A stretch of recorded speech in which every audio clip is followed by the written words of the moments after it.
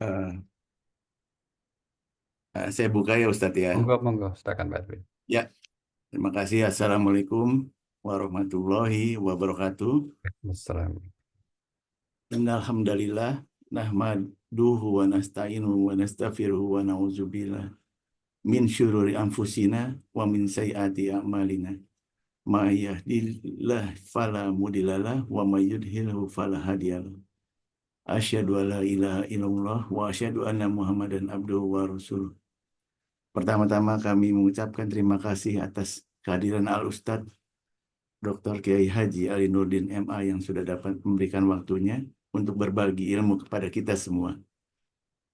Dan terima kasih juga kepada hadirin semua yang saya hormati dengan tidak mengurangi rasa takzim yang mohon maaf tidak dapat saya sebut satu persatu yang sudah mau meluangkan waktunya untuk hadir di kajian ini dan semoga kita semua mendapatkan barokah dari Allah Subhanahu wa taala. Alhamdulillah yang seperti disampaikan melalui WA bahwa kita mulai masuk ke sesi 2 ini yang mana untuk pertemuan pertamanya mengenai akhlak itu sudah beririsan dengan yang di putaran sesi pertama yang di Januari 2024, maka kita langsung lompat ke uh, topik yang kedua yaitu mengenai sikap jujur ya di malam ini. Jadi demikian judul kajian ya seperti biasa kita akan mulai kajian lebih kurang 30 menit sampai 40 menit dan nanti akan dilanjut dengan tanya jawab dan dipersilakan Ustadz Tafadol. Bismillahirrahmanirrahim. Terima kasih Pak Edwin. Assalamualaikum warahmatullahi wabarakatuh. Waalaikumsalam warahmatullahi wabarakatuh. Alhamdulillah, assalatu wassalamu ala rasulillah wa ala alihi wa sahbihi wa mawalah. La hawla wa la quwwata illa billah. Allahumma faqihna fid din wa alimna ta'wil amma ba'd. Bapak dan Ibu sekalian, rahimakumullah. Malam ini kita ingin mentadabburi firman-firman Allah dan juga nanti mungkin sedikit dari hadis Rasulullah Sallallahu Alaihi Wasallam tentang sikap jujur. Kenapa ini menjadi poin yang pertama setelah tema tentang akhlak ini? Kita pilih sikap jujur karena ini adalah sikap yang paling utama atau bahkan sangat utama di dalam pandangan agama kita. Sehingga kemudian siapa saja yang dianugerahi oleh Allah atau berkemampuan untuk selalu memilih bersikap jujur dalam kehidupannya, sungguh itu sebuah rahmat dan anugerah dari Allah Subhanahu wa taala yang sangat besar. Kita mulai dari yang pertama tentang keutamaan. Keutamaan yang Allah janjikan dan Allah berikan bagi orang yang selalu berusaha untuk jujur. Sebelum itu mungkin sedikit informasi tentang apa yang dimaksud dengan sikap jujur. Kalau kita lihat dalam definisi kamus, ya, jujur itu artinya satu antara apa yang dia ucapkan dengan apa yang dia yakini. Jadi jujur dalam konteks ini di antara pengertiannya adalah lawan dari kata bohong atau dusta.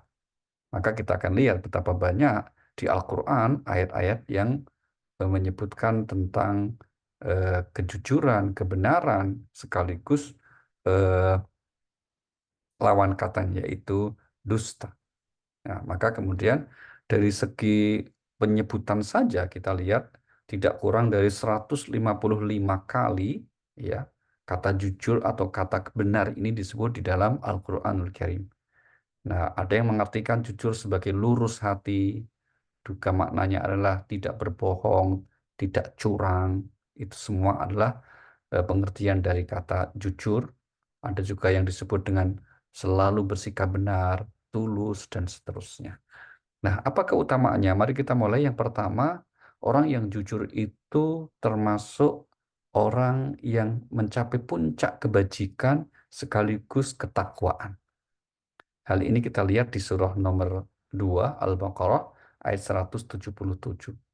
Allah Subhanahu wa taala berfirman, A'udzu billahi minasyaitonir rajim, "Laisal birra an tuwallu wujuhakum qibalal masyriq wal maghrib, walakinnal birra man amana billahi wal yawmil akhir wal malaika, panjang begitu. Kemudian ayat ini dinyatakan ditutup dengan ungkapan ulaika humul ladzina shadaqu wa ulaika humul muttaqun. Kebajikan itu bukanlah menghadapkan wajahmu ke arah timur dan ke barat, tetapi kebajikan itu ialah kebajikan orang yang beriman kepada Allah, hari akhir, malaikat-malaikat, kitab-kitab, dan nabi-nabi, dan memberikan harta yang dicintainya kepada kerabat, anak yatim, orang-orang miskin, orang-orang yang dalam perjalanan musafir, peminta-minta, dan untuk memerdekakan hamba sahaya, yang melaksanakan sholat dan menunaikan zakat, orang-orang yang menepati janji apabila berjanji, dan orang yang sabar dalam kemelaratan, penderitaan, dan pada masa peperangan. Mereka itulah orang-orang yang benar, dan mereka itulah orang-orang yang bertakwa. Iya, kalimat kita mereka itulah orang-orang yang benar, yang jujur dengan keimanannya. Jadi kalau dia mengatakan saya beriman kepada Allah, kalau dia mengikrarkan asyhadu an la ilaha illallah, maka dia termasuk jujur dengan ucapannya, jujur dengan prinsip keimanannya. Kalau mereka ini kemudian melaksanakan hal-hal yang disebutkan di ayat atas tadi. Dan mereka itulah orang-orang yang bertakwa. Nah, ayat ini kalau kita lihat, Bapak Ibu, turun berkaitan dengan sikap orang-orang ahli kitab, terutama orang Yahudi di Madinah, yang mengkritik pemindahan kiblat yang diperintahkan oleh Allah kepada Rasulullah Sallallahu Alaihi Wasallam. Seperti kita tahu, ketika perintah sholat 5 waktu turun di Makkah, Rasulullah Sallallahu Alaihi Wasallam itu sampai hampir 17 bulan ya. Ada yang dalam riwayat Bukhari 16 atau 17 bulan, beliau itu sholat menghadap ke Masjidil Aqsa. Nah, terus kemudian ketika Nabi hijrah, maka Nabi sangat ingin bahwa kiblatnya kembali ke Masjidil Haram. Dan itu kemudian dikabulkan oleh Allah Subhanahu wa taala. Nah, terjadilah kemudian apa semacam sikap orang-orang Yahudi yang kemudian membuli Nabi, mengkritik itu. Kiblat kok bolak-balik, gonta-ganti, kira-kira gitu. Maka Allah menurunkan ayat ini untuk mengklarifikasi bahwa kebaikan yang sempurna, kebaikan yang mencapai puncaknya itu bukanlah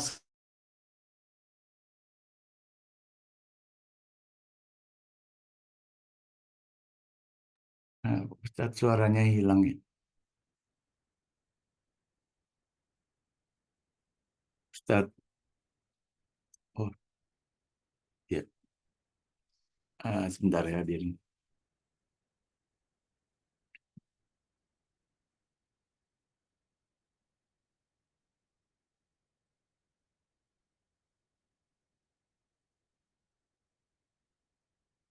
Untuk yang baru bergabung, terima kasih. Sebentar ada break dari Ustadz Alinuddin, mungkin koneksi. Ya Ustadz, ya baik Pak. Mohon iya, maaf sedikit iya, tadi. nggak apa-apa. Monggo silakan Ustadz. Baik. Kita lanjut yang kedua Bapak Ibu. Masih keutamaan orang-orang yang jujur. Kita lihat di surah nomor 33, surah Al-Ahzab, ayat yang ke-70, 72. Allah Subhanahu wa taala berfirman, A'udzu billahi minasyaitonir rajim, ya ayyuhalladzina amanu taqullah wa qulu qawlan sadida. Yuslih lakum a'malakum wa yaghfir lakum dhunubakum wa may yuti'illah wa rasulahu faqad faza fawzan 'azima. Wahai orang-orang yang Wahai orang-orang yang beriman, bertakwalah kamu kepada Allah dan ucapkanlah perkataan yang benar. Niscaya Allah akan memperbaiki amal-amalmu dan mengampuni dosa-dosamu. Dan barang siapa menaati Allah dan Rasul-Nya, maka sungguh dia menang dengan kemenangan yang agung. Iya, di sini orang yang selalu berusaha berkata jujur, ya atau benar dengan ucapannya itu, oleh Allah dijanjikan beberapa hal keutamaannya. Yang pertama Pak, yuslih lakum a'malakum. Allah akan memperbaiki amal-amal perbuatan kamu. Artinya orang yang berusaha untuk bersikap jujur dalam kehidupannya, maka tindakannya, perbuatannya, aktivitas sehari-harinya akan dijaga oleh Allah dalam kebaikan. Bahkan kemudian Kalau kita menggunakan pendekatan kebahasaan, kata yuslih lakum itu menunjukkan fi'il mudhari yang maknanya apa? Allah akan terus-menerus istimrar, terus-menerus untuk kemudian melakukan atau memberikan inspirasi, ilham kepada orang jujur itu untuk selalu melakukan kebaikan. Jadi bertambah kebaikannya. Itu yang pertama. Yang kedua apa? Wa yaghfir lakum dzunubakum. Allah akan mengampuni dosa-dosa kalian. Ini menarik ya Bapak Ibu. Keutamaan orang jujur dikatakan yaghfir lakum dzunubakum, mengampuni dosa-dosa kalian. Ini berarti apa? Allah yang menciptakan kita maha mengetahui bahwa manusia itu makhluk yang sangat besar potensinya untuk tergelincir, untuk berbuat khilaf. Namun kalau kemudian seseorang itu selalu berusaha bersikap jujur, khilafnya, dosanya, kesalahannya diampuni oleh Allah. Gitu. Maka ini kita bisa bandingkan ya Bapak Ibu ya. Bandingnya apa? Misalnya, sama-sama berbuat dosa, tapi responnya berbeda ketika diingatkan tentang kesalahannya. Siapa itu? Adam dan iblis. Adam ketika melanggar larangan Allah dengan memakan buah larangan itu, Allah kemudian menegurnya dengan mengatakan, وَنَادَهُمَا رَبُّهُمَا أَلَمْ أَنْهَكُمَا عَنْ تِلْكُمَا الشَّجَرَةِ. Bukankah aku sudah melarang kamu dari pohon itu, wahai Adam? Kenapa kok kamu melanggarnya? Maka Nabi Adam segera menyadari kesalahannya, terus berdoa, Rabbana zalamna anfusana wa illam taghfir lana wa tarhamna lanakunanna minal khasirin. Ya Tuhan, kami telah mendolimi diri kami sendiri. Jika Engkau tidak mengampuni dan merahmati kami, niscaya kami orang yang rugi. Langsung diampuni oleh Allah. Fatalaqa Adam min rabbih kalimatin fataba alaih. Tuhanmu menerima tobatmu dan mengampuni kesalahanmu. Ini berbeda dengan iblis laknatullah alaih. Ketika ditegur oleh Allah, qala ma mana'aka alla tasjuda il amartuk? Qala ana khairum min. Wahai iblis, kenapa engkau menolak perintahku ketika engkau kuperintahkan untuk hormat sujud kepada Adam? Dia jawab, aku lebih baik. Kenapa saya harus hormat kepada dia? Dia bukannya langsung kemudian menyadari kesalahannya. Nah, ini ya Bapak Ibu, perbedaannya ya. Maka itu orang jujur, Allah janjikan apa? Yaghfir lakum dzunubakum. Allah akan ampuni kesalahan-kesalahan kita. Ini berarti satu kabar gembira dari Allah Subhanahu wa taala bahwa orang yang disebut baik itu bukan orang yang tidak pernah berbuat dosa, bukan orang yang tidak punya salah, bukan orang yang hidupnya misalnya seperti selembut sutra, seputih salju, yang sama sekali di hatinya dalam hidupnya tidak ada noda. Bukan. Bahkan kalau ada orang yang mengklaim dirinya tidak punya salah atau menganggap dirinya suci, itu malah dikritik oleh Allah. Di Al-Quran dikatakan apa? Jangan menganggap dirimu suci. Karena siapa yang tahu di antara kita yang bertakwa hanya Allah Subhanahu wa. Maka ini ayat kedua ini sekali lagi luar biasa Bapak Ibu. Ketika Allah menjanjikan bagi siapa saja yang selalu berusaha bersikap jujur, itu akan diberikan apa? Ditambahkan perbuatan-perbuatan baiknya dan diampuni kesalahan dosa-dosa. Dan kemudian yang menarik lagi apa? Yang menarik lagi lanjutan ayatnya mengatakan bahwa orang yang jujur karena motif, karena nawaitunya untuk menaati Allah dan Rasulnya, berarti orang tersebut meraih kemenangan yang besar, keberuntungan yang besar. Maka penutup ayat dikatakan, "Wa may yuti'illah wa rasulah faqad faza fawzan 'azim." Nah, kami yakin Bapak Ibu yang hadir mengikuti majelis malam ini, insya Allah termasuk orang yang akan meraih keberuntungan yang besar. Bukan hanya keberuntungan di dunia, tapi yang terpenting keberuntungan kelak nanti di akhir. Oke, mari kita lanjut Bapak Ibu. Kemudian yang berikutnya, masih di poin keutamaan orang yang jujur, yang benar, disebut secara khusus oleh Allah dalam rangkaian golongan orang-orang yang baik. Kita lihat di surah nomor 33, surah Al-Ahzab, ayat 35. innal muslimina wal muslimat wal mu'minina wal mu'minat wal qanitina wal qanitat was sadiqina was sadiqat was sabirina sabirat dan seterusnya. Sungguh Silakan. laki-laki dan perempuan muslim, laki-laki dan perempuan mukmin, laki-laki dan perempuan yang tetap dalam ketaatannya, laki-laki dan perempuan yang benar, laki-laki dan perempuan yang sabar, laki-laki dan perempuan yang khusyuk, laki-laki dan perempuan yang bersedekah, laki-laki dan perempuan yang berpuasa, laki-laki dan perempuan yang memelihara kehormatannya, laki-laki dan perempuan yang banyak menyebut nama Allah. Allah telah menyediakan untuk mereka ampunan dan pahala yang besar. Allah telah menyediakan bagi mereka siapa itu? Laki-laki yang perempuan muslim, mukmin yang benar.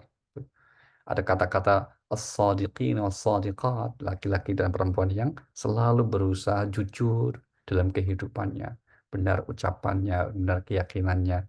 Antara ucapan dan keyakinan dan tindakannya adalah satu frame gitu ya. Mereka disebut dengan as-sadiq. Ya, orang-orang yang selalu bersikap benar, jujur dengan dirinya sendiri gitu ya. Oleh Allah, Allah menyediakan pahala yang besar, segala ampunan dari Allah Subhanahu wa taala. Nah, ini disebutnya sifat ini secara khusus dalam rangkaian ayat ini menunjukkan bahwa ini memang sifat utama, Bapak Ibu. Kalau kita lihat asbabun nuzulnya, ini berkaitan dengan sikap kaum perempuan di zaman Rasulullah Sallallahu Alaihi Wasallam, khususnya sebagian wanita Ansar ya. Mereka itu membatin atau sering kemudian ya apa saling bicara di antara mereka tentang kok enak jadi laki-laki ya.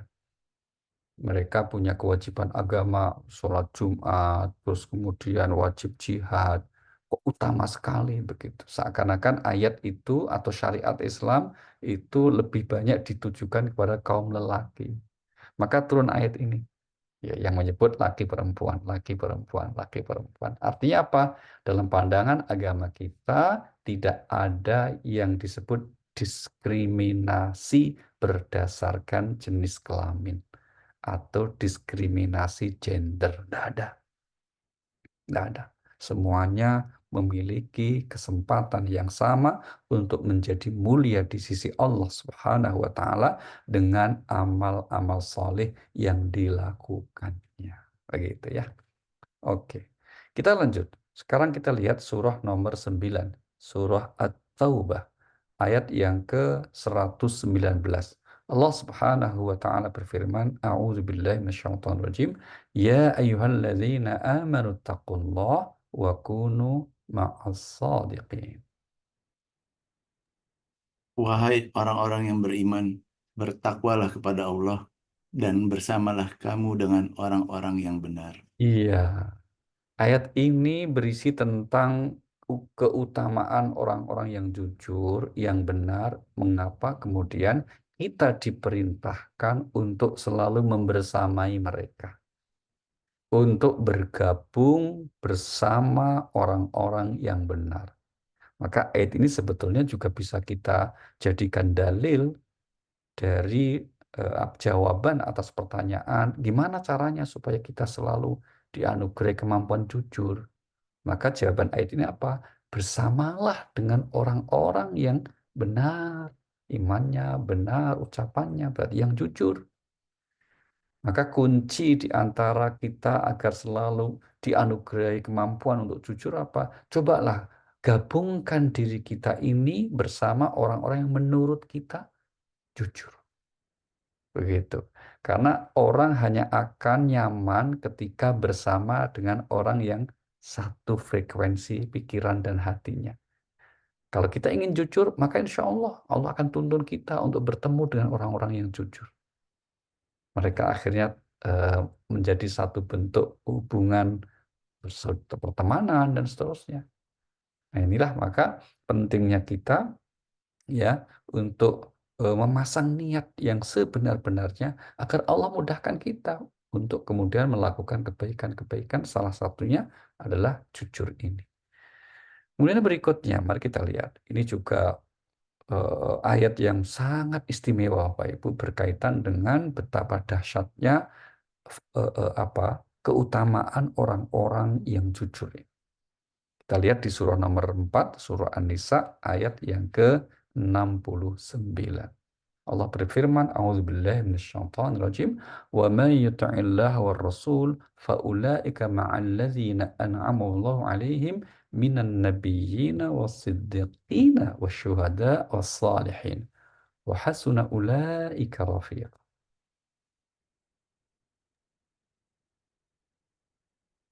Dan barang siapa menaati Allah dan Rasul Muhammad, maka mereka itu akan bersama-sama dengan orang yang diberikan nikmat oleh Allah, yaitu para nabi, para pecinta kebenaran, orang-orang yang mati syahid, dan orang-orang soleh. Mereka itulah teman yang sebaik-baiknya. Iya. Perhatikan ayat ini Bapak Ibu. Orang yang jujur disebut satu tingkat setelah nabi. Ya, mereka orang-orang yang diberi nikmat dari siapa? Golongan para nabi, orang-orang yang pecinta kebenaran, pecinta kejujuran. Baru orang-orang yang mati syahid dan orang-orang soleh. Ini luar biasa. Maka kemudian eh, kenapa dibedakan? Kalau para nabi kan jelas sudah pasti sifat utamanya sidik. Maka kita kenal 4 sifat wajib Rasul kan sidik, amanah, tabligh, fatolah kan gitu. Tapi kalau bukan nabi, karena dalam prinsip agama Islam, Bapak Ibu, dalam agama kita, kenabian itu bukanlah sesuatu yang dicapai oleh manusia, sesuatu yang dapat diikhtiarkan, semacam karir rohani itu bukan. Kalau status sosial, kalau jabatan-jabatan, pangkat-pangkat, misalnya kalau dalam ketentaraan ya TNI itu kan ada pangkat yang kemudian bisa kita perjuangkan untuk bisa naik terus sampai akhirnya jenderal bintang 4 misalnya puncaknya gitu ya. Demikian juga dalam profesi apapun itu kan ada tingkatan-tingkatan yang bisa dimungkinkan diraih oleh yang bersangkutan. Misalnya kalau dosen misalnya, seperti kami itu ada golongan-golongannya 3A, 3B, 3C, 3D, nanti 4A, 4B, nanti itu istilahnya juga macam-macam, asisten, ada lektor, ada guru besar. Nah itu contoh. Tapi kalau kenabian ini bukan karena prestasi dalam makna bukan capaian. Nah, memang Allah yang sudah menetapkan. Rasulullah Shallallahu Alaihi Wasallam itu diangkat sebagai nabi bukan karena ketika kecil dia soleh, terus dewasanya istiqomah, akhirnya jadi nabi. Enggak. Ya karena Allah sejak awal sudah menetapkan diri sebagai nabi. Maka yang Allah tidak pilih sebagai nabi, sesolih apapun, ya tidak bisa jadi nabi dan tidak boleh jadi nabi. Nah, termasuk Sayyidina Abu Bakar itu kan sampai digelari Abu Bakar As-Siddiq. Saking benar dan jujurnya itu. Tapi ya tidak bisa jadi nabi, ya sahabat utama saja. Demikian juga Sayyidina Umar radhiyallahu anhu. Beliau itu bahkan dipuji oleh Rasulullah Sallallahu Alaihi Wasallam dengan kalimat apa? Seandainya setelahku itu masih ada nabi, maka Umar yang layak jadi nabi. Kenapa? Saking seringnya Allah Subhanahu wa Ta'ala membenarkan pendapat Umar ketika terjadi perbedaan pendapat dengan Rasulullah Sallallahu Alaihi Wasallam. Tapi itu pun ya kemudian tidak bisa. Oh, karena memang kenabian itu adalah ketetapan pilihan dari Allah Subhanahu wa Ta'ala. Nah, kita kembali. Maka disebutnya as-siddiqin sebagai orang yang diberi kemuliaan oleh Allah atau yang disebut dengan sebaik-baik teman atau yang disebut dengan mereka itulah orang yang diberi nikmat, maka disebutnya nikmat kenabian, nikmat kebenaran, kejujuran, kemudian mati syahid, orang saleh. Ini menggambarkan nikmat yang utama di dalam Al-Quran adalah nikmatul iman. Nikmat iman, bukan nikmat materi lahiriah. Kan. Nikmat yang utama nikmat iman. Buktinya ini mereka yang diberi nikmat itu siapa? Ini kan kalau Rasulullah Sallallahu Alaihi Wasallam, Bapak Ibu, kalau kita belajar seperti sekarang ini ya, ini namanya tafsir tematik, tafsir maudhu'i. Antar ayat itu saling menafsirkan dengan ayat yang lain. Ketika kita berdoa dalam suratul Fatihah, ihdinas siratal mustaqim. Ya Allah, berikanlah kami petunjuk untuk dapat menempuh jalanmu yang lurus. Apa itu yang dimaksud siratal mustaqim? Kata Allah, siratal ladzina an'amta alaihim, yaitu jalan orang-orang yang engkau beri nikmat. Nah, pertanyaannya, siapa yang dimaksud oleh Allah diberi nikmat itu? Jawabannya di sini. Surah 469 ini. Ulaika alladzina an'amallah. Mereka itulah orang-orang yang diberi nikmat oleh Allah. Di antara para nabi, pecinta kebenaran, wali syahid, dan orang soleh. Nah, kita tahu para nabi ada yang kaya raya, seperti Nabi Sulaiman, tapi ada yang tidak kaya, seperti Nabi Ayub, bahkan nabi kita juga. Demikian juga orang yang soleh, orang mati syahid. Maka yang dimaksud nikmat ini adalah nikmat iman. Dan mayoritas kita insya Allah selalu diberikan keberkahan nikmat iman ini oleh Allah Subhanahu wa Ta'ala. Maka penting untuk menjaga keimanan kita supaya tetap istiqomah sampai akhir hayat kita. Sehingga kalau kita dipanggil oleh Allah dalam keadaan membawa iman, itu yang disebut husnul khatim. Oke. Berikutnya, Pak Ibu, poin berikutnya adalah mengapa kita harus selalu jujur atau mengapa kita harus berusaha untuk jujur.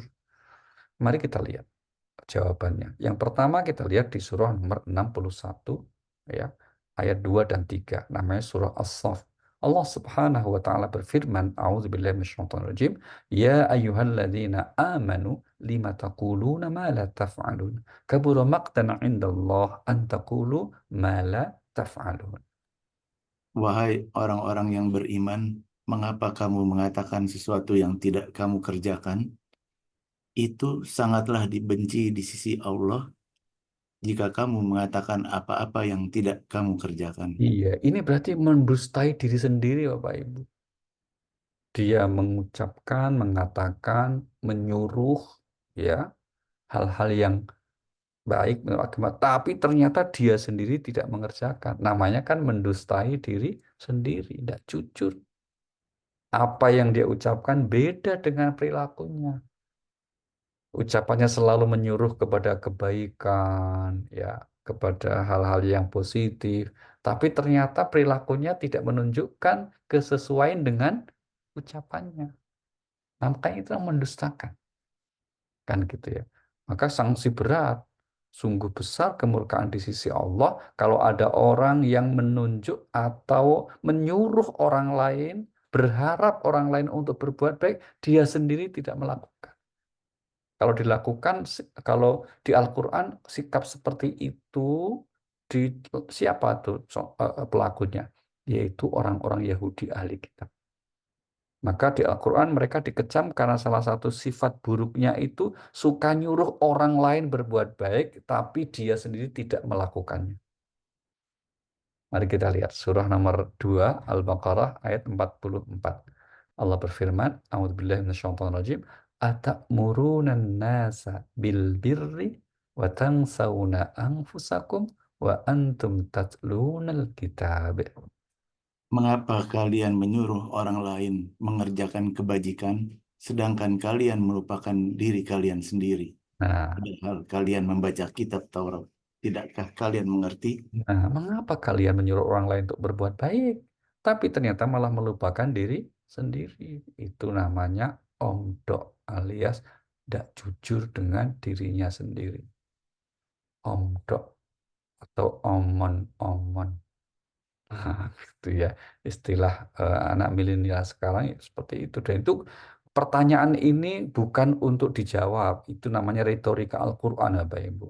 Salah satu fungsi pertanyaan retoris di Al-Quran itu untuk menyadarkan sambil Allah menunjukkan keheranannya gitu terhadap orang yang perilakunya seperti itu. Apakah engkau menyuruh orang sebuah berbuat baik sedangkan kamu sendiri nggak melakukan? Gimana sih, bro? Kira-kira gitu ya, Pak ya. Bisa menyuruh orang tapi dia tidak melakukan. Itu namanya sekali lagi tidak jujur terhadap diri sendiri. Demikian juga kita lihat kenapa kita harus jujur supaya kita diberi keberkahan. Mari kita lihat surah nomor 7, surah Al-A'raf ayat 96. Allah berfirman, A'udzubillahi minasyaitonirrajim, walau anna ahlal qura amanu wattaqau lafatahna 'alaihim barakatim minas sama' walakin kadzabu fa akhadnahum bima kanu yaksibun. Dan sekiranya penduduk negeri beriman dan bertakwa, pasti kami akan melimpahkan kepada mereka, berikan kepada mereka berkah dari langit dan bumi. Tetapi ternyata mereka mendustakan ayat-ayat kami, maka kami siksa mereka sesuai apa yang telah mereka kerjakan. Iya, tetapi mereka justru mendustakan ayat Allah. Mereka tidak jujur, tidak mau menerima ayat-ayat Allah. Maka kemudian sanksi yang Allah berikan apa? Yang turun bukan keberkahan, yang turun bukanlah kebaikan, tapi malah bencana keburukan. Na'udzubillahi min dzalik. Ini sanksi mengapa kita harus jujur, di antaranya karena kalau sampai tidak jujur terhadap syariat Allah, maka akan ditimpa keburukan. Jadi baik buruknya yang menimpa kita, hakikatnya itu karena respon kita, pilihan kita terhadap syariat Allah Subhanahu wa Ta'ala. Bagi yang mendustakannya, maka kenapa kau disebut mendustakan ya Bapak Ibu? Karena begini, hati kecil manusia ini oleh Allah kan ditanam fitrah. Fitrahnya manusia itu pasti membenarkan syariat Allah karena dua-duanya dari Allah. Firman-firman Allah, syariat Allah ya dari sisi Allah, terus akal pikiran kita, hati nurani kita dari Allah. Jadi sebetulnya itu saling melengkapi, sesuatu yang kompatibel gitu. Maka kalau ada orang yang kok tidak mau terima syariat, berarti mendustakan dirinya sendiri, tidak jujur dia. Maka disebutnya telah berdusta. Allah Subhanahu wa Ta'ala memberikan gambaran orang yang seperti itu hanya akan merugikan diri sendiri, mendapat azab tidak hanya di dunia, tapi sampai kelak nanti di akhirat. Na'udzubillahi min dzalik. Baik. Kemudian kenapa kita juga harus selalu berusaha untuk bersikap jujur? Mari kita lihat surah nomor 16. Surah An-Nahl ayat 104. Allah berfirman ayat 104 105, innal ladzina la yu'minuna bi ayatillah la yahdihimullahu wa lahum adzabun alim. Kenapa? Innama yaftaril kadzibal ladzina la yu'minuna bi ayatillah. Sesungguhnya orang yang tidak beriman kepada ayat-ayat Allah, Al-Quran, Allah tidak akan memberi petunjuk kepada mereka dan mereka akan mendapat azab yang pedih. Sesungguhnya yang mengada-adakan kebohongan hanyalah orang yang tidak beriman kepada ayat-ayat Allah dan mereka itulah pembohong. Iya, yang mengada-adakan kebohongan, yang kemudian tidak bersikap jujur terhadap dirinya sendiri, mereka kemudian mengadakan kebohongan terhadap ayat-ayat Allah, syariat Allah, maka kemudian mereka itulah yang kemudian dikatakan oleh ayat sebagai apa? Itulah para pembohong, kadzibun. Kalau Allah sudah menyebutnya kadzibun, itu berarti apa Bapak Ibu? Konsekuensinya abot, berat. Ya, kenapa? Tidak hanya di dunia, tapi sampai kelak nanti di akhirat. Maka banyak riwayat hadis yang kemudian menggambarkan bagaimana orang yang ketika di dunia nggak jujur ya, mendustakan ayat itu terus mau berusaha untuk membela diri di akhirat, Allah langsung bilang apa? Kadzabta, bohong engkau. Begitu ya, dan seterusnya. Baik, mari kita lihat satu lagi. Kenapa kita harus berusaha untuk bersikap jujur? Kita lihat di surah nomor 5, surah Al-Maidah, ya, pada ayat yang ke-119. Surah 5 pada ayat yang ke-119, ini Al-Maidah itu 120, Bapak Ibu. Berarti 119 itu termasuk ayat yang menjelang terakhir ya, di mana Allah Subhanahu wa taala berfirman dalam akhir ayat surah Al-Maidah ini, a'udzubillahi minasyaitonirrajim. Qala Allahu hadza yaumu yanfa'us shadiqina sidquhum. Allah berfirman, inilah saat orang yang benar memperoleh manfaat dari kebenarannya. Mm-mm. Mereka memperoleh surga yang mengalir di bawahnya sungai-sungai, mereka kekal di dalamnya selama-lamanya. Allah ridho kepada mereka dan mereka pun ridho kepadanya. Itulah kemenangan yang agung.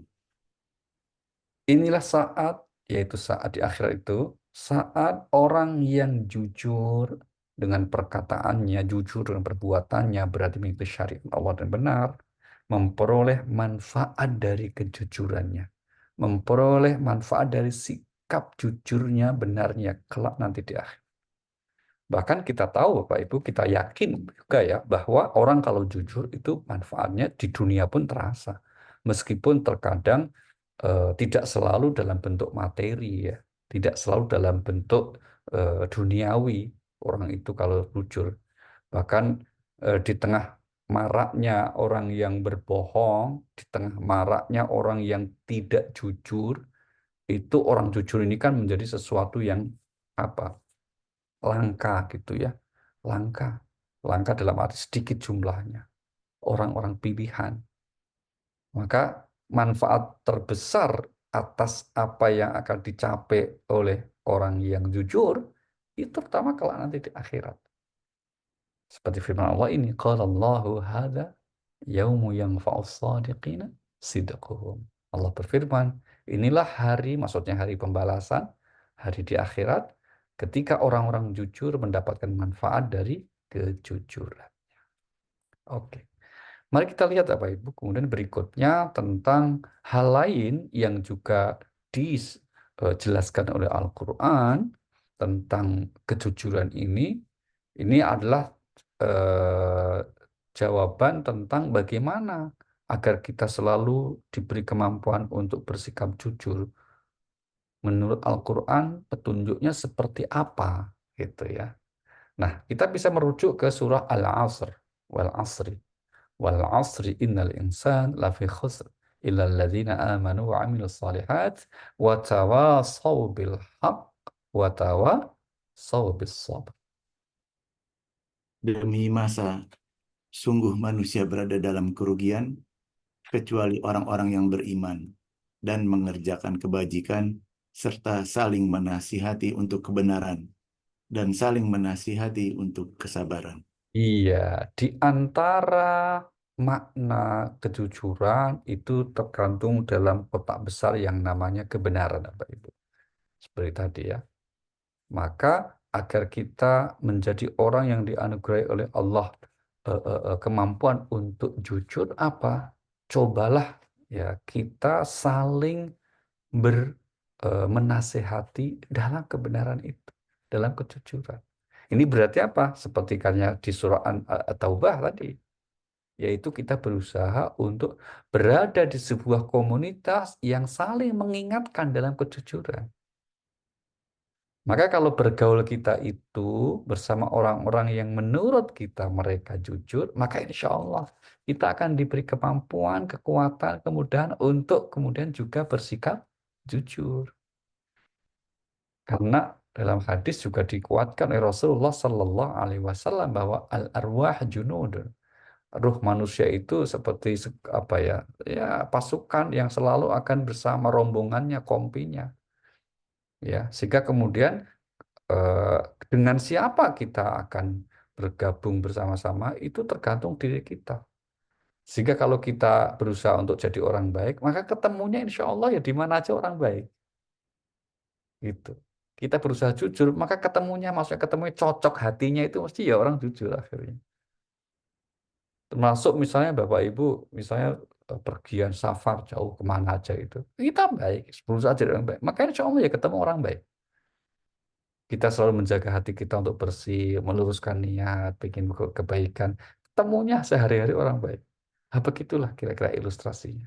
Maka di ayat ini dikatakan bahwa tawasaw bil haq, saling berpesan kebaikan, menggambarkan bahwa itu ikhtiar yang harus kita lakukan. Masing-masing kita saling mengingatkan dalam hal kejujuran. Berikutnya kita lihat di surah nomor 27. Itu namanya adalah surah An-Naml. Ayat yang ke-27. Allah Subhanahu wa taala berfirman, ini berkaitan dengan kisah Nabi Sulaiman alaihissalam. Qala sanangduru asadaqta am kunta minal kadzibin. Dia, Sulaiman, berkata, akan kami lihat apa kamu benar atau termasuk yang berdusta. Iya, ini ceritanya panjang dari ayat 20 ya, Bapak Ibu ya, yaitu Nabiullah Sulaiman alaihissalam itu diberi kemampuan oleh Allah banyak hal. Di antara yang menonjol disebut di Al-Quran, mereka disebut wa husyira li Sulaimana junuduhu minal jinni wal insi wat thair. Pasukan Sulaiman itu terdiri dari golongan jin, golongan manusia, dan burung. Maka suatu saat beliau itu ya kalau istilah sekarang mengadakan retreat lah gitu ya. Tapi bukan di Magelang ya retreatnya. Nah, retreat begitu, terus inspeksi, terus diperiksa pasukannya. Suatu saat kemudian Nabi Sulaiman dapati ada anggota pasukan dari golongan burung absen, tidak hadir. Yaitu siapa? Burung hudhud. Maka Nabi Sulaiman nanya kepada temannya, ini ke Hud kemana? Aku nggak kelihatan. Akan saya pastikan apa yang dia lakukan. Nanti kalau kedatang, tolong kasih tahu saya. Kenapa dia kok datang? Nah, ketika datang langsung ditanya, kenapa kamu? Awas, kalau sampai tidak bisa memberi alasan yang benar kenapa kamu absen, akan saya sembelih kamu. Itu ayatnya begitu. Nah, Hud-Hud langsung menjawab, Baginda, saya punya berita yang bagus buat Anda. Dan ini penting sekali. Yaitu apa? Saya telah melihat satu kerajaan di mana di situ ada seorang ratu yang sangat adil, tapi sayangnya mereka bersama rakyatnya, ratu dan pejabat-pejabatnya itu menyembah matahari. Nah, maka Nabi Sulaiman akhirnya setelah panjang gitu ya, mengatakan di ayat ini, awas kalau kamu nggak jujur dengan ucapanmu. Kalau kamu bohong, saya akan lihat sendiri kalau gitu. Sanang dulu. Asodakta angkunta minal kadhibin. Kami akan lihat apakah ucapanmu benar, jujur, atau kamu berdusta. Nah, ternyata benar, Bapak Ibu. Nah, ini pelajaran ayat luar biasa, Bapak Ibu. Ternyata apa? Makhluk Tuhan, makhluk Allah Subhanahu wa taala dari jenis burung pun ternyata itu juga memiliki kelebihan yang diberikan oleh Allah. Termasuk kalau burung hudhud ini kan, dalam penafsiran para ulama ini kan sejenis burung kalau kita itu semacam burung pelatuk ya Pak Ibu. Burung yang punya kemampuan mereka itu tinggalnya itu di apa namanya? Sarangnya itu di pohon-pohon di batangnya gitu. Ya batang pohon itu terus dia bikin bukan seperti burung yang lain yang sarangnya kan dari daun-daun kering gitu ya, dibikin sarang. Kalau ini enggak. Dan itu kecil. Yang hebat apa? Nabi Sulaiman itu kan di Yerusalem. Sedangkan kerajaan Sabah itu diyakini posisinya di Sanaa, di Yaman. Ternyata burung kecil ini bisa untuk datang ke situ dan mendapat berita yang baik. Nah, oke. Jadi, apa namanya? Al-Quran juga ketika menceritakan ini ada pelajarannya, yaitu apa? Burung pun dituntut punya akhlak yang mulia, yaitu apa? Jujur. Jadi akhlak itu juga berlaku ternyata pada binatang, termasuk contohnya apa? Seekor burung yang namanya burung hudhud ini. Oke, kita lanjutkan. Sekarang mari kita lihat surah nomor 2. Surah Al-Baqarah ayat yang ke-23. Allah Subhanahu wa taala berfirman, A'udzubillahi minasyaitonirrajim. Wa in kuntum fi raibim mimma nazzalna ala 'abdina fa'tu bi suratim mim mithlih wad'u syuhada'akum min dunillah in kuntum shadiqin.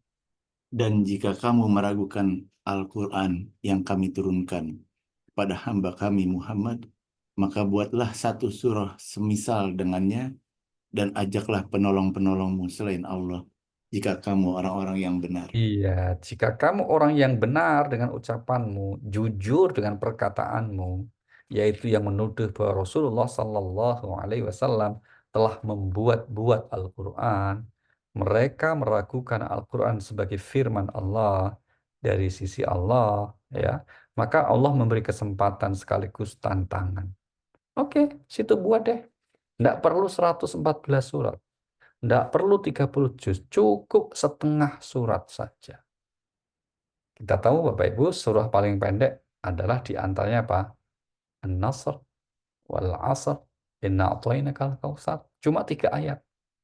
Bikin separuh surat itu, berarti kurang lebih 1,5 ayat. Tantangan sudah disampaikan dan kemudian sampai hari ini bahkan kita yakin sampai kiamat tidak akan ada orang yang bisa. Berarti orang yang menolak Al-Quran sebagai firman Allah itu orang yang dusta, bohong, alias tidak jujur dengan hati nuraninya, dengan kenyataannya. Karena kenyataannya tidak ada orang yang bisa seperti Al-Quran. Bahkan kalau kita lihat di ayat yang lain, Allah menegaskan, jangankan kalian atau manusia. Mbok kalian itu misalnya kerjasama kolaborasi dengan bangsa jin, tetap nggak bisa. Nggak akan bisa membuat yang seperti Al-Quran. Kalau Bapak Ibu penasaran, coba yang mungkin familiar dengan ChatGPT, ya, itu ketik aja itu. Tolong buatkan ayat yang seperti Al-Quran. Wah, itu ChatGPT-nya akan jawab, tuh nggak, kami nggak bisa gitu. Tapi kalau kemudian Bapak ketik ya, tolong buatkan ayat seperti Injil, bisa itu. Keluar tuh contoh-contohnya itu. Nah, ini jangankan apa ya, manusia ya, mesin pun sudah menyerah, nggak akan bisa yang berbuat seperti Al-Quran. Maka kita bersyukur dan beruntung sekali karena diberi anugerah iman percaya dengan Al-Quran sebagai firman Allah. Ini tentu suatu anugerah yang besar dari sisi Allah Subhanahu wa Ta'ala. Alhamdulillah. Maka ayat yang kita pelajari ini, Bapak Ibu, ya dalam kajian-kajian kita ini sebetulnya kita sedang mempelajari suatu mukjizat yang paling besar di sisi Allah Subhanahu wa taala. Tidak ada yang bisa menyerupai atau yang menandingi dari kemukjizatan Al-Qur'an. Maka kita bersyukur sekali. Oke. Mari kita lihat satu lagi ya Bapak Ibu, termasuk sisi lain dari kejujuran ini ya. Ini diisyaratkan oleh Allah dalam kisah Nabi Yusuf alaihissalam di surah nomor 12, surah Yusuf namanya, pada ayat yang ke-51. Ya. A'udzubillahi minasyaitonir rajim. Qala ma khatbukunna id rawattunna Yusuf an nafsi. Qulna hasya lillah ma alimna alimin su. Qalat imra'atul azizil tura. Qalat imra'atul azizil an hasal haq. Ana rawattuhu an nafsi wa innahu laminas sadiqin. Dia raja berkata kepada perempuan-perempuan itu, bagaimana keadaanmu ketika kamu menggoda Yusuf untuk menundukkan dirinya? Mereka berkata, Maha sempurna Allah, kami tidak mengetahui sesuatu keburukan darinya. Istri Al-Aziz berkata, sekarang jelaslah kebenaran itu. Akulah yang menggoda dan merayunya, dan sesungguhnya dia termasuk orang yang benar.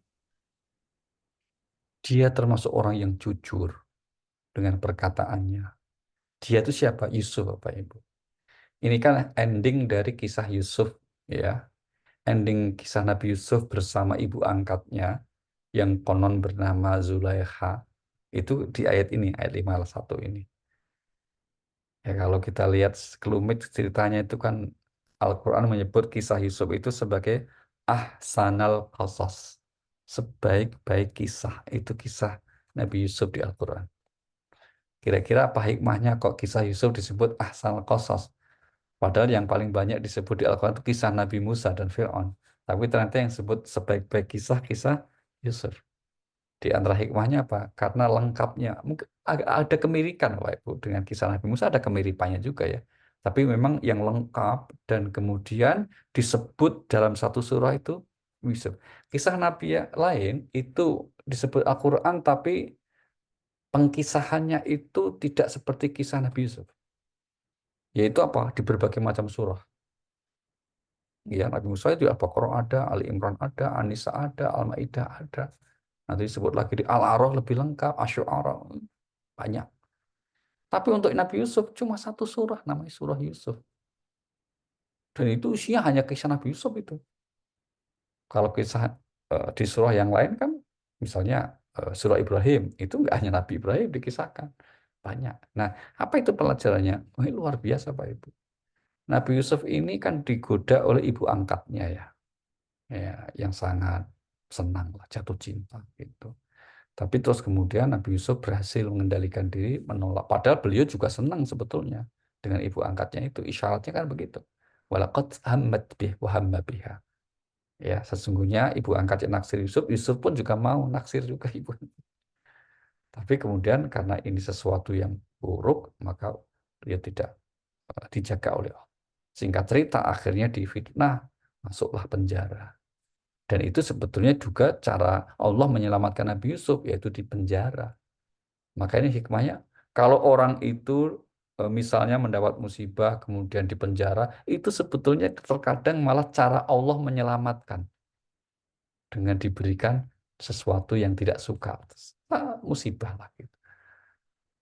Dan itu kan doa Nabi Yusuf begitu. Rabbi as-sijnu ahabbu ilai. Ya Tuhan, penjara lebih aku sukai. Daripada di luar penjara, aku nanti bisa terbawa arus oleh kemauan mereka. Nah, ini hikmah yang luar biasa. Mungkin bisa kita jadikan referensi ya untuk saudara-saudara kita. Misalnya, kenapa suatu saat usahanya gagal, kenapa suatu saat dalam satu momen ketinggalan pesawat, dalam satu kesempatan tidak berhasil dengan keinginannya. Yakinkan pada diri sendiri, husnuzan kepada Allah, itu pasti ada hikmah kebaikan dari sisi Allah Subhanahu wa Ta'ala. Seperti Nabi Yusuf, beliau di penjara, akhirnya malah senang. Kenapa? Selamat dari perbuatan zalim. Nah, ini adalah ayat terakhir yang mengatakan ketika diklarifikasi, sebetulnya apa sih yang terjadi? Kira-kira kan gitu pertanyaan raja itu kepada anggota Dharma wanita, pejabat. Nah, itu kan, apa yang terjadi dengan kalian itu? Maka barulah kejujuran terungkap, kebenaran terungkap, yaitu apa? Baginda, maka al-an has-hasal haq. Nah, itu kalimat yang menarik itu. Al-an has-hasal haq. Yang artinya apa? Sekarang jelaslah kebenaran itu terbuka, enggak tertutup lagi, enggak ada kabut yang menyelimuti lagi. Nah, jelas sekali bahwa yang benar Yusuf, kami semua wanita anggota Dharma wanita, ibu angkat dan teman-temannya itu yang salah, yang telah berdusta, bahkan memfitnah Yusuf. Maka dari kisah ini kita dapat pelajaran apa? Selama orang itu terus berusaha bersikap jujur dalam hidupnya, maka pasti akan dijaga oleh Allah. Meskipun mungkin akan tertimpa sesuatu yang berat, tapi yakinlah dengan kejujuran itu akan menjadikan hidupnya diberi keberkahan oleh Allah Subhanahu wa Ta'ala. Sebaliknya, kecurangan, ketidakjujuran, meskipun mungkin suatu saat itu mendatangkan dalam tanda petik keuntungan dunia, itu pasti akan jauh dari keberkahan. Orang yang meraih kehidupan dunianya dengan cara kebohongan, tidak jujur, itu hanya akan menambah masalah hidupnya saja. Na'udzubillahi min dzalik. Oke, mari kita tambahkan satu lagi Bapak Ibu, yaitu apa? Misalnya akibat ketidakjujuran. Itu tadi salah satunya ya. Orang-orang kalau kemudian tidak jujur itu tidak akan berkah hidupnya. Jauh. Saya kira kita pernah mendengar ayat yang disebut dengan al-mutaffifin, at-tatfif. Wailul lil mutaffifin. Celakalah orang-orang yang curang. Disebutnya apa? Celaka. Maka orang yang curang itu hidupnya akan selalu celaka. Orang yang tidak jujur akan selalu celaka. Nah, dalam hadis yang kemudian disebut lagi apa? Ini salah satu ciri utama orang munafik. Itu ketika mereka berkata berdusta. Jauh dari kejujuran. Nah, kita tahu ancaman orang munafik itu apa? Fidarkil asfal. Mereka kelak akan mendapatkan siksa yang paling rendah dari neraka. Nah, inilah saya kira Bapak Ibu sekelumit dari penjelasan ayat-ayat Al-Quran. Kiranya kita semua diberi anugerah oleh Allah untuk senantiasa diberi kemampuan untuk bersikap jujur dalam kehidupan kita. Insya Allah. Baik, monggo Pak Edwin, kita Ya, bisa lanjutkan dengan siap, diskusi kita. siap Ustaz. Sudah ada yang mau bertanya. Yang lain juga silakan siap-siap. Boleh lewat Japri, raise hand, ataupun juga di kolom chat. Monggo yang pertama, Pak Nurholis Adam. Bisa di unmute, Om Adam? Begini, Ya, ya, begini ya. silakan. Ya, Ya. Bismillahirrahmanirrahim. Terima kasih. Assalamualaikum warahmatullahi wabarakatuh. Waalaikumsalam warahmatullahi wabarakatuh. Pertanyaan saya adalah tadi yang Ustaz Ali menyampaikan yang mengenai Nabiullah Adam tadi. yang tergoda oleh setan tadi. Di dalam surat Toha ayat 55 itu kan Allah mengatakan walaqad ahidna ila adama min qabl fanasiya walam yajid lahu azma. Jadi azma adalah satu tekad yang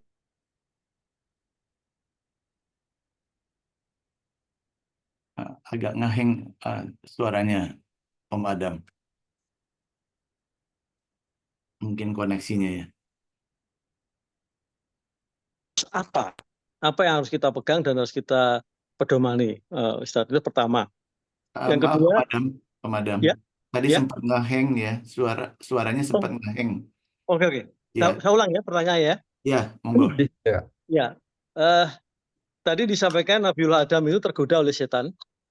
Kemudian di dalam surat atau ayat 55 itu dikatakan bahwa walaqad ahidna ila adama min qabl fanasya walam yajid lahu azma.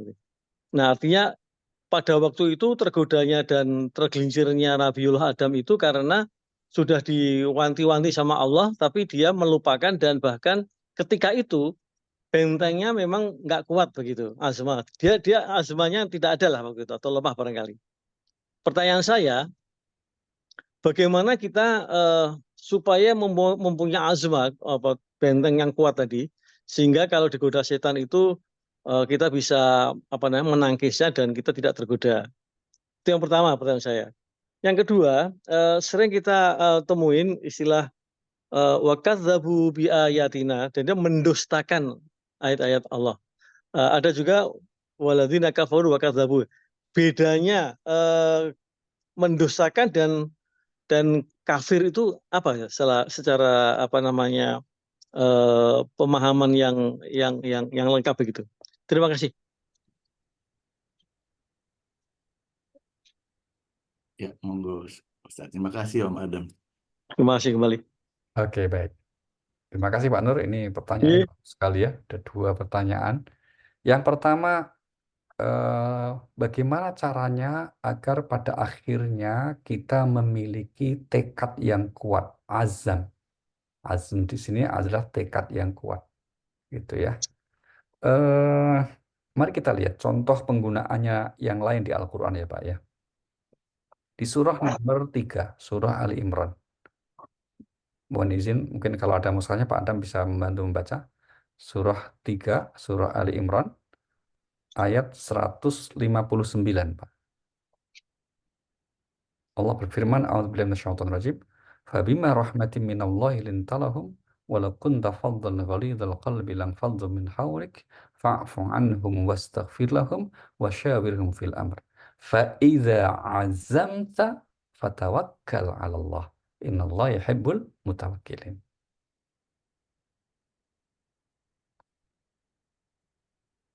Eh, Bang Edwin mungkin sudah ketemu ayatnya? Oke, moga Pak Edwin. Surah 3, 159.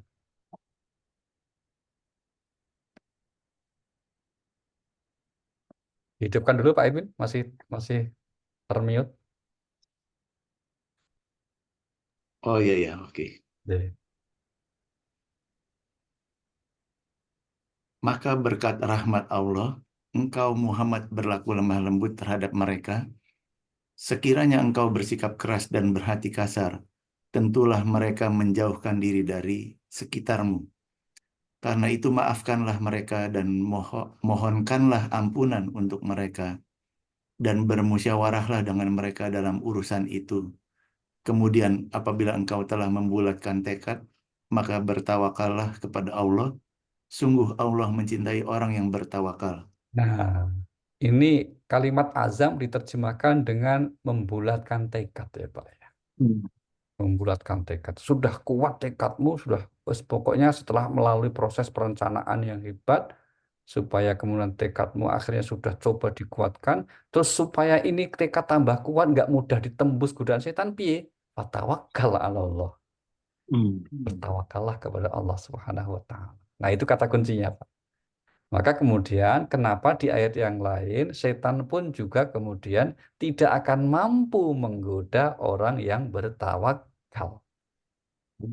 Di surah nomor 16, surah An-Nahl, ayat yang ke-99. Surah 16 ayat 99 Allah berfirman, A'udzubillahi minasyaitonirrajim, innahu laisa lahu sultanun 'alal ladzina amanu wa 'ala rabbihim yatawakkalun.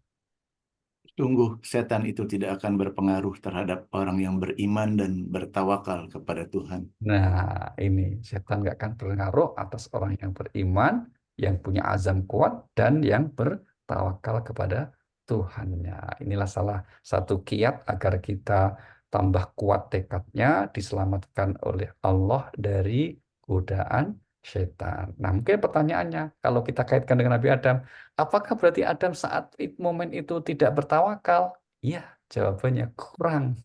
Karena apa? Karena tergoda oleh setan yang membujuknya itu memang dengan bujukan yang luar biasa, Pak. Salah satu bentuk luar biasanya itu apa? Mari kita lihat contohnya. Surah nomor 7, surah Al-A'raf, ayat 21. Untuk meyakinkan Adam ya bahwa yang diucapkan iblis atau setan itu benar, itu iblis itu tidak segan-segan untuk mencatut nama Allah dengan sumpah itu. Maka di ayat 21-nya itu kan dikatakan wa qasamahuma inni lakuma laminan nasihin. Moga Pak itu. Dan dia setan bersumpah kepada keduanya, sesungguhnya aku ini benar-benar termasuk para penasihatmu. Nah, bersumpah kepada keduanya. Maka Nabi Adam itu sebagai orang yang sangat taat kepada Allah, dia itu nggak nyangka gitu loh Pak. Nggak nyangka kok ada pihak yang berani mencatut nama Allah untuk berbohong. Itu nggak nyangka itu. Ketika disebut Allah, demi Allah, wahai Adam, aku ini nasihatin saja kok nggak punya pamrih apa-apa itu. Maka Nabi Adam langsung mikir, wah bener nih. Karena dia bersumpah pakai nama Allah ya.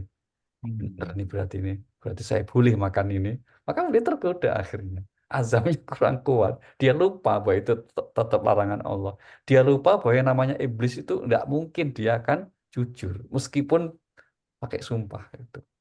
Maka nanti dalam hadis lain itu Rasulullah SAW mengatakan apa? Salah satu dosa yang disebut besar, al-kabair. Kabair itu dosa besar, itu apa? Qaulus-sur, sumpah palsu. Ah itu pelakunya salah satunya iblis. Berani bersumpah dengan menyebut nama Allah, ternyata yang dia ucapkan adalah kebohongan, bukan kejujuran. Nauzubillahi min dzalik. Nah, kita kembali maka di antara petunjuk Al-Qur'an agar kita punya azam yang kuat adalah kemudian setelah tekad kita coba kuatkan, segeralah untuk berserah diri kepada Allah, termasuk kemudian berserah diri dalam bentuk apa? Mohon perlindungan kepada Allah dari godaan syaitan. Itu. Baik, kemudian yang kedua, Pak, ketika Allah menggunakan redaksi yang dibedakan antara kafaru wa kadzabu bi ayatina. Nah, ini apa maknanya gitu? Mari kita lihat contoh ayat dulu ya Pak ya. Di Al-Quran salah satu contoh ayatnya misalnya di surah Al-Baqarah, surah yang kedua, ayat yang ke-39. Allah berfirman, A'udzubillahi minasyaitonirrajim, walladzina kafaru wa kadzabu bi ayatina ulaika ashabun nar hum fiha khalidun. Adapun orang-orang yang kafir dan mendustakan ayat-ayat kami, mereka itu penghuni neraka, mereka kekal di dalamnya. Nah, apa bedanya kafir dengan mendustakan ayat? Padahal dua-duanya. Kenapa nggak cukup satu saja kafir misalnya? Gitu ya Pak ya. Nah, ketika ini dibedakan berarti ada yang khusus ingin dijelaskan, Pak. Sambil contoh sama tadi Pak dengan surah Al-Ahzab. Surah Al-Ahzab ayat yang 35 tadi. Kan dirinci itu Pak. Innal muslimina wal muslimat wal mu'minina wal mu'minat. Ya kira gitu kan. Orang muslim laki-laki perempuan, orang mukmin laki perempuan. Lu apa bedanya muslim dan mukmin toh? Padahal kalau yang disebut ya ayuhalladzina amanu wahai orang beriman kan berarti orang Islam juga itu ya Pak ya gitu kan. Nah, maka kemudian ketika dibedakan, maka ada sesuatu yang ingin dijelaskan sisi-sisi kekhususannya. Nah, dalam konteks kafir dan mendustakan ini, maka kafir yang dimaksud di ayat ini adalah sikap untuk menolak ya syariat Allah. Maka itu kafir di situ. Menolak syariat Allah, menolak kenabian Muhammad sallallahu alaihi wasallam, maka itu adalah kafir. Nah, disebutnya kemudian mendustakan ini adalah secara spesifik bukan hanya telah menolak, tapi kemudian dia melakukan sesuatu yang bertentangan dengan syariat itu. Dalam konteks Bani Israel, maka kemudian dia bentuknya mendustakan ayat itu apa, Pak? Mengubah kitab sucinya Allah. Tidak mau menerima Al-Quran sebagai firman Allah. Dia tolak. Bahkan puncaknya adalah memerangi para nabi yang membawa firman Allah. Ayat yang disebut kemudian mendustakan ayat Allah. Karena sikapnya adalah melakukan sesuatu yang bertentangan dengan ayat-ayat Allah. Nah, ini di antara hikmahnya kenapa Allah Subhanahu wa taala memisahkan antara orang yang kafir dengan yang mendustakan ayat-ayat Allah. Nah, mari kita lihat contoh orang yang mendustakan ayat ya Pak ya, yang kemudian itu perbuatannya sangat bertentangan dengan ayat Allah. Kita ambil contoh misalnya di surah nomor 7, Pak. Surah Al-A'raf, surah yang nomor 7 pada ayat yang ke-176. Ya. Allah Subhanahu wa taala berfirman, "Walau syi'na la rafa'nahu biha, walakinnahu akhlada ilal ard wattaba'a hawa, famathaluhu kamathalil kalb. In tahmil 'alaihi yalhath aw tatrukhu yalhath. Dzalika mathalul qaumil ladzina kadzdzabu biayatina." Dan sekiranya kami menghendaki, niscaya kami tinggikan derajatnya dengan ayat-ayat itu, tetapi dia cenderung kepada dunia dan mengikuti keinginannya yang rendah. Maka perumpamaannya seperti anjing, jika kamu menghalaunya dijulurkan lidahnya, dan jika kamu membiarkannya, ia menjulurkan lidahnya juga. Demikianlah perumpamaan orang-orang yang mendustakan ayat-ayat kami. Maka ceritakanlah kisah-kisah itu agar mereka berpikir. Nah, kalimatnya itu Pak, demikianlah perumpamaan orang yang mendustakan ayat kami, yaitu apa? Tidak mau mengambil ayat Allah sebagai petunjuk.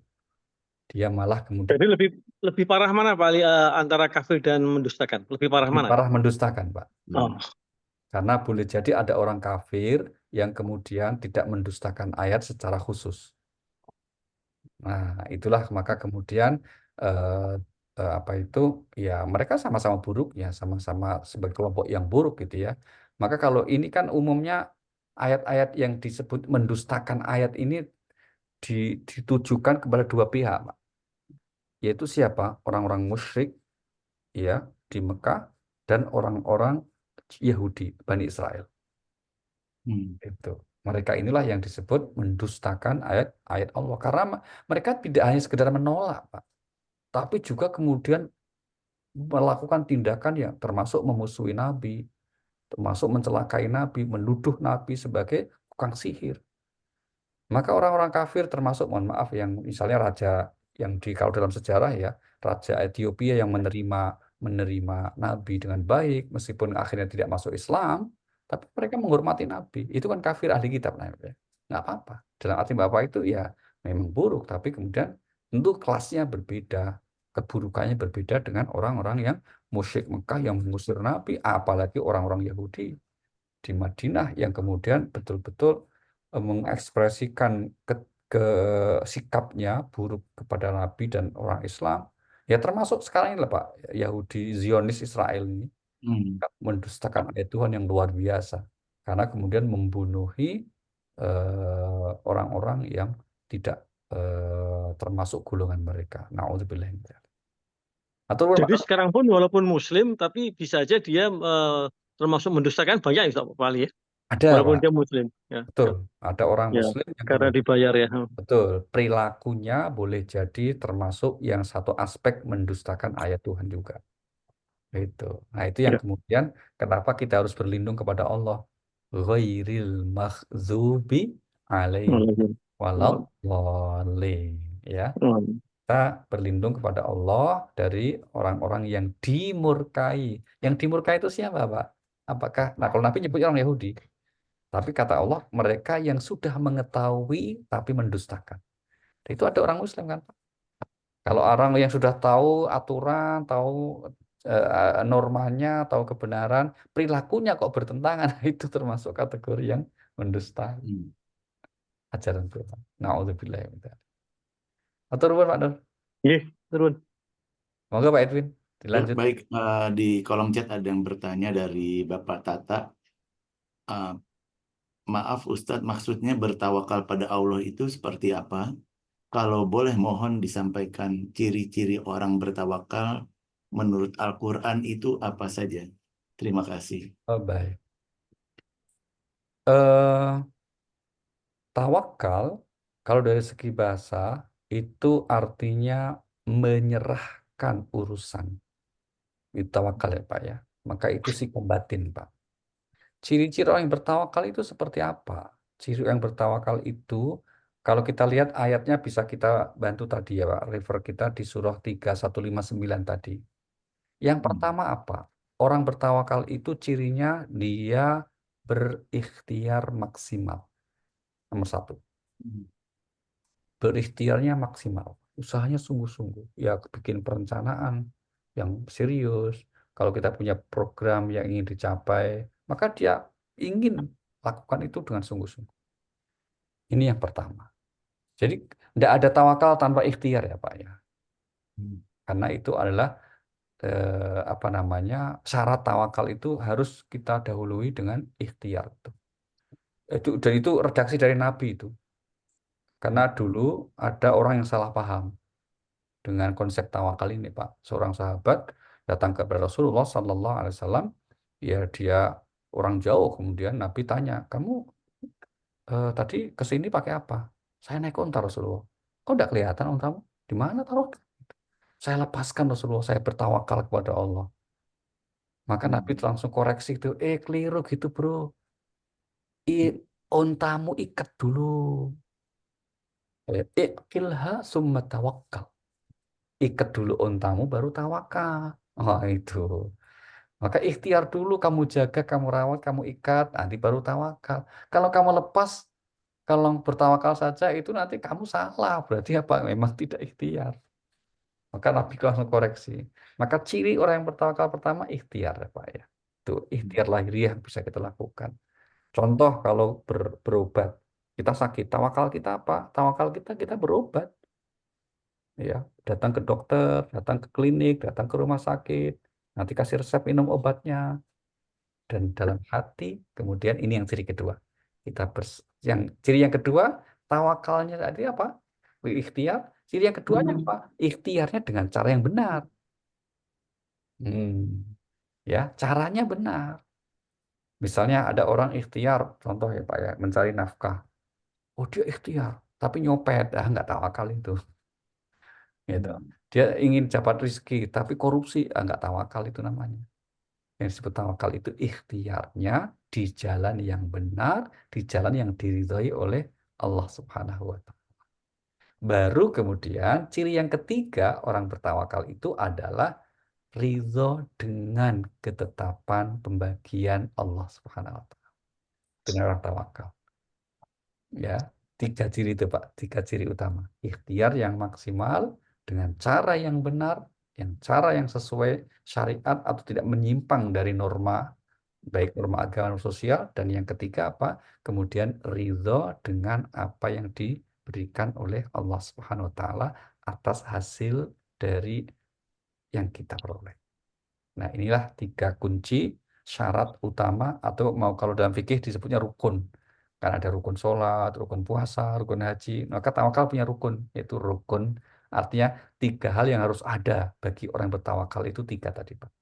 Ikhtiar sungguh-sungguh dengan cara yang benar dan kemudian berserah diri itu dibuktikan apa? Apapun yang Allah berikan dia terima, dia syukuri, dia ridho, dia tidak berontak apalagi suudzon sama Allah.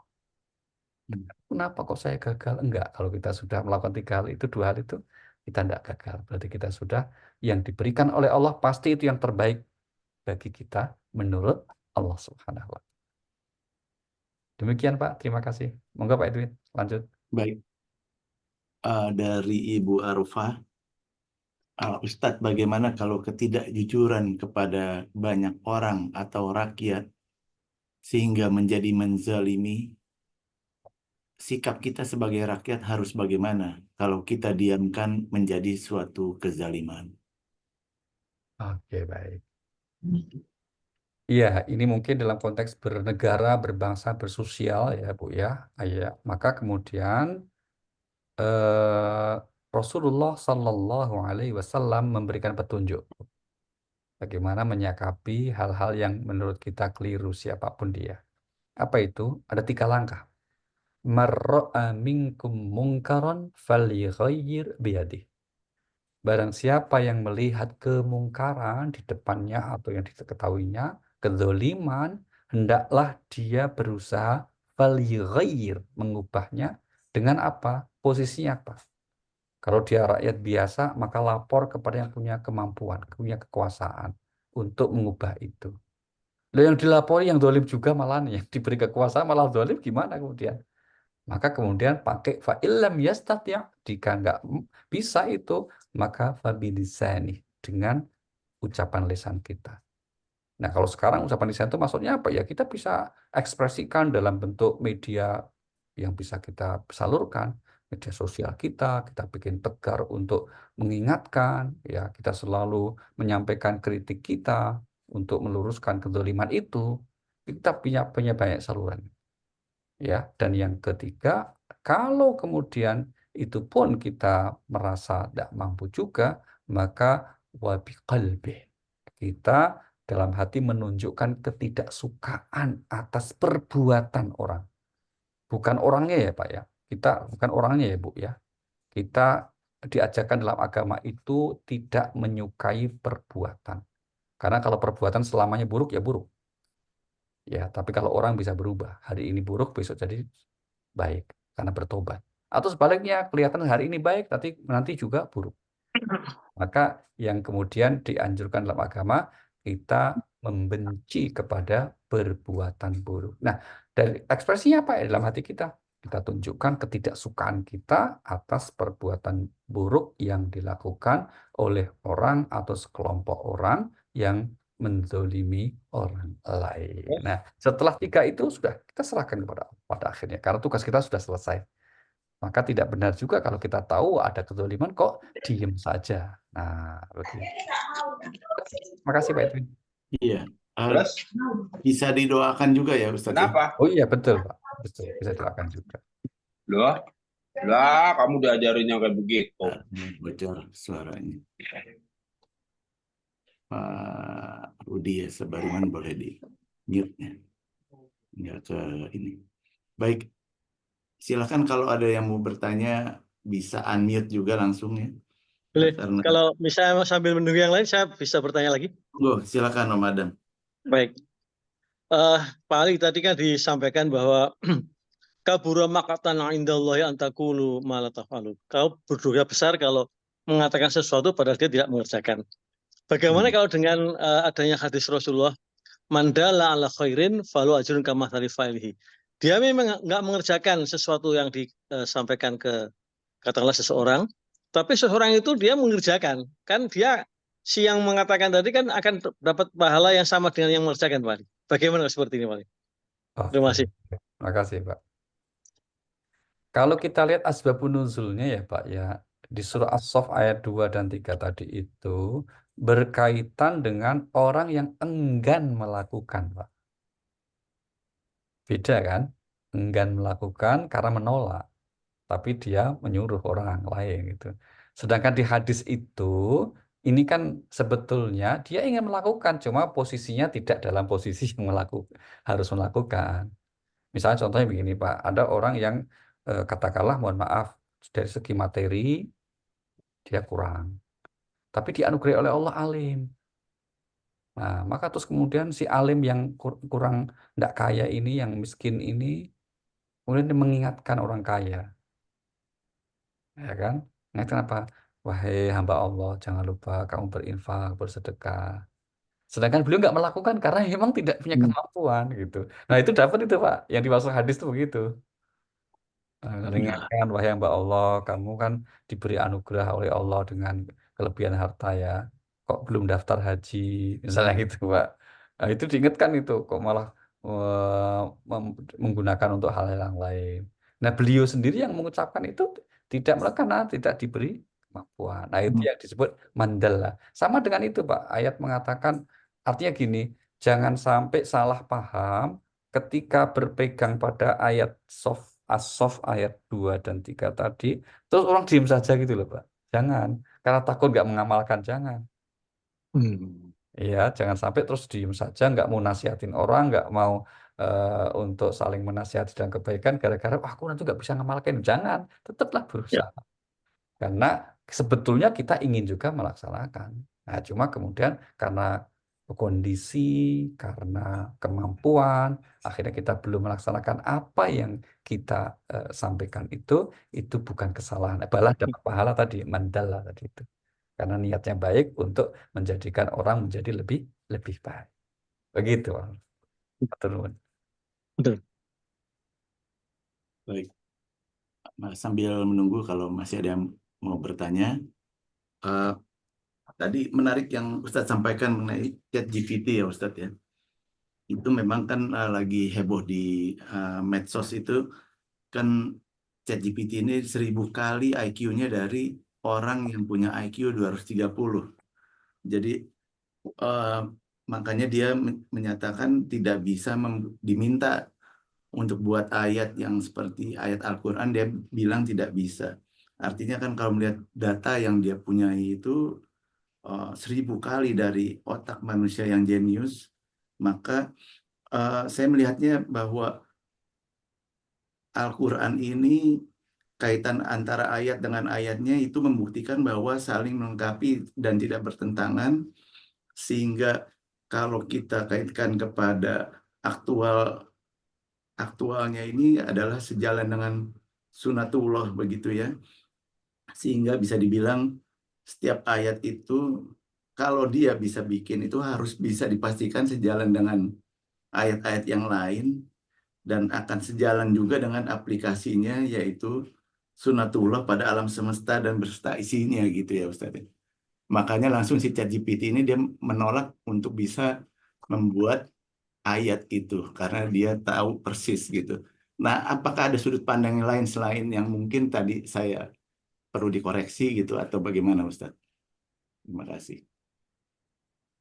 Oh, coba lihat Pak. Ya.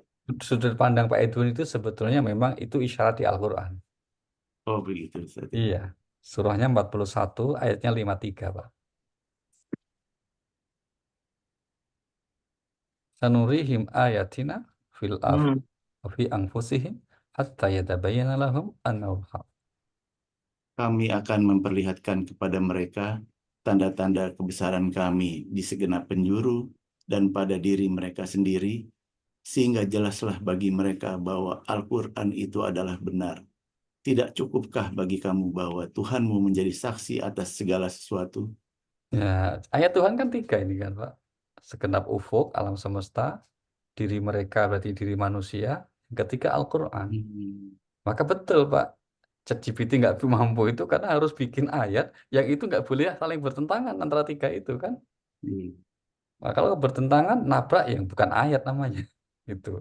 Karena tiga-tiganya berasal dari Allah. Maka kalau manusia punya karya itu paling cocok, viral, cocok itu kan sesaat saja. Selebihnya hilang akhirnya.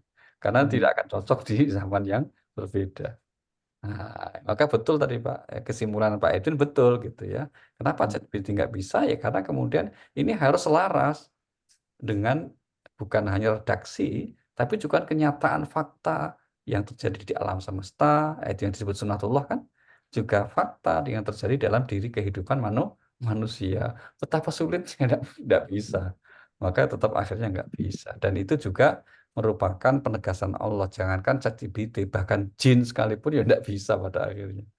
Itu surah nomor 17 ayat 88. Pak. Surah 17 ayat 88 Allah berfirman, A'udzubillahi minasyaitonir rajim. Qul la in ijtama'atil insu wal jin ala ay ya'tu bimithli hadzal Qur'an la ya'tuna bimithlihi walau kana ba'dhuhum li ba'dhin zahira. Katakanlah, sesungguhnya jika manusia dan jin berkumpul untuk membuat yang serupa dengan Al-Quran ini, mereka tidak akan dapat membuat yang serupa dengannya, sekalipun mereka saling membantu satu sama lain. Iya, nggak akan bisa kan Pak ya? Jangan termasuk ChatGPT nggak bisa.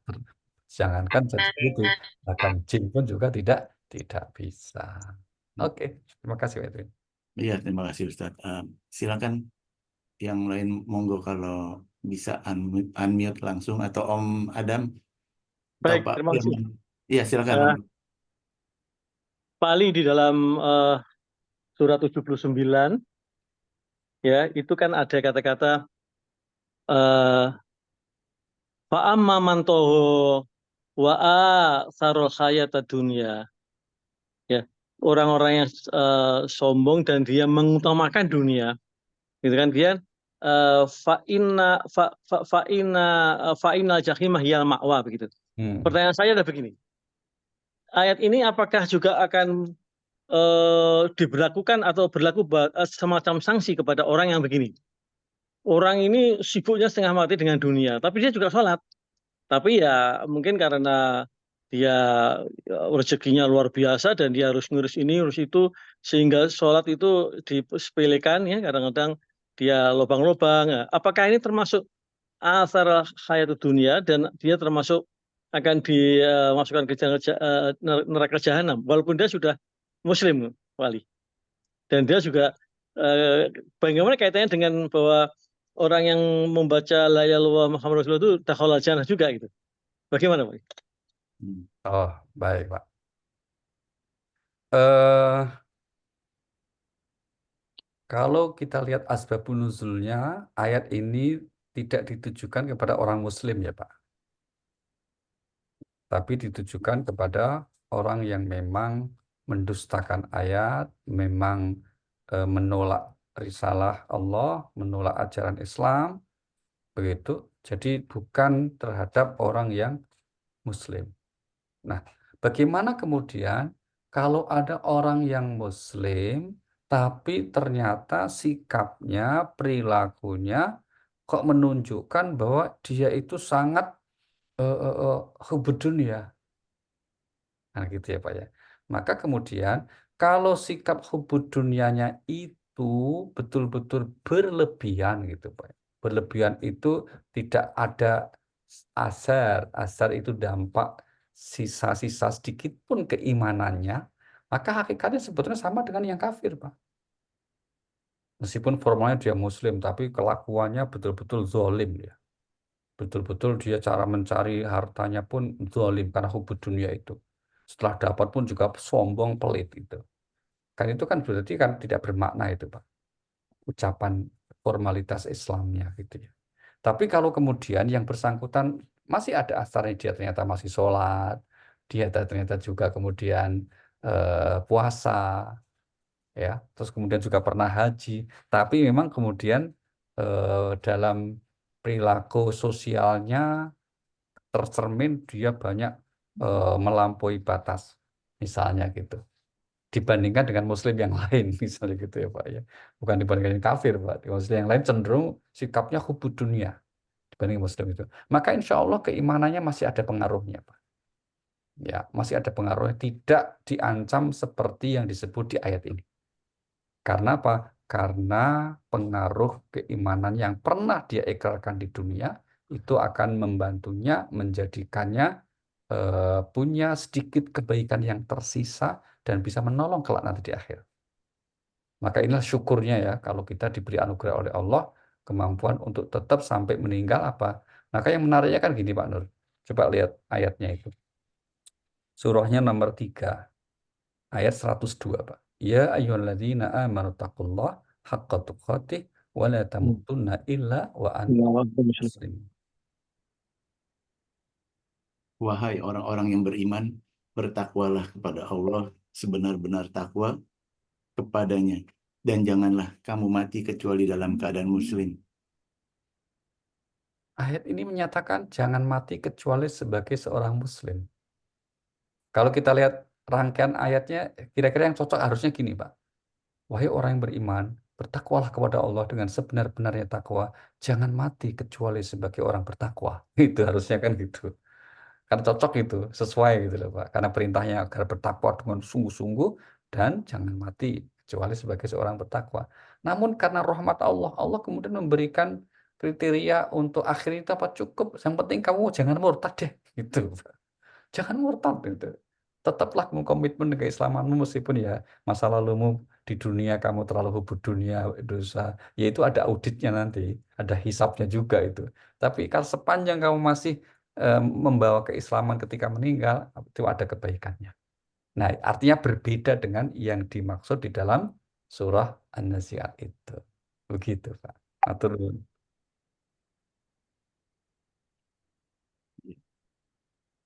Ada yang japri nih Ustadz. Siapa? Iblis sangat intens menjerumuskan manusia. Kalau diibaratkan virus adalah yang selalu bermutasi dan menunggu menurunnya kekebalan imunitas manusia sehingga virus menang dan kita sakit. Padahal sesehat-sehatnya manusia pasti suatu saat lemah.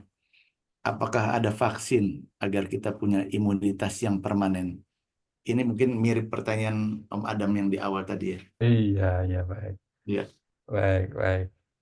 Mari kita lihat jawabannya, Pak. Surahnya Iya. nomor 15, ayat yang ke-3940.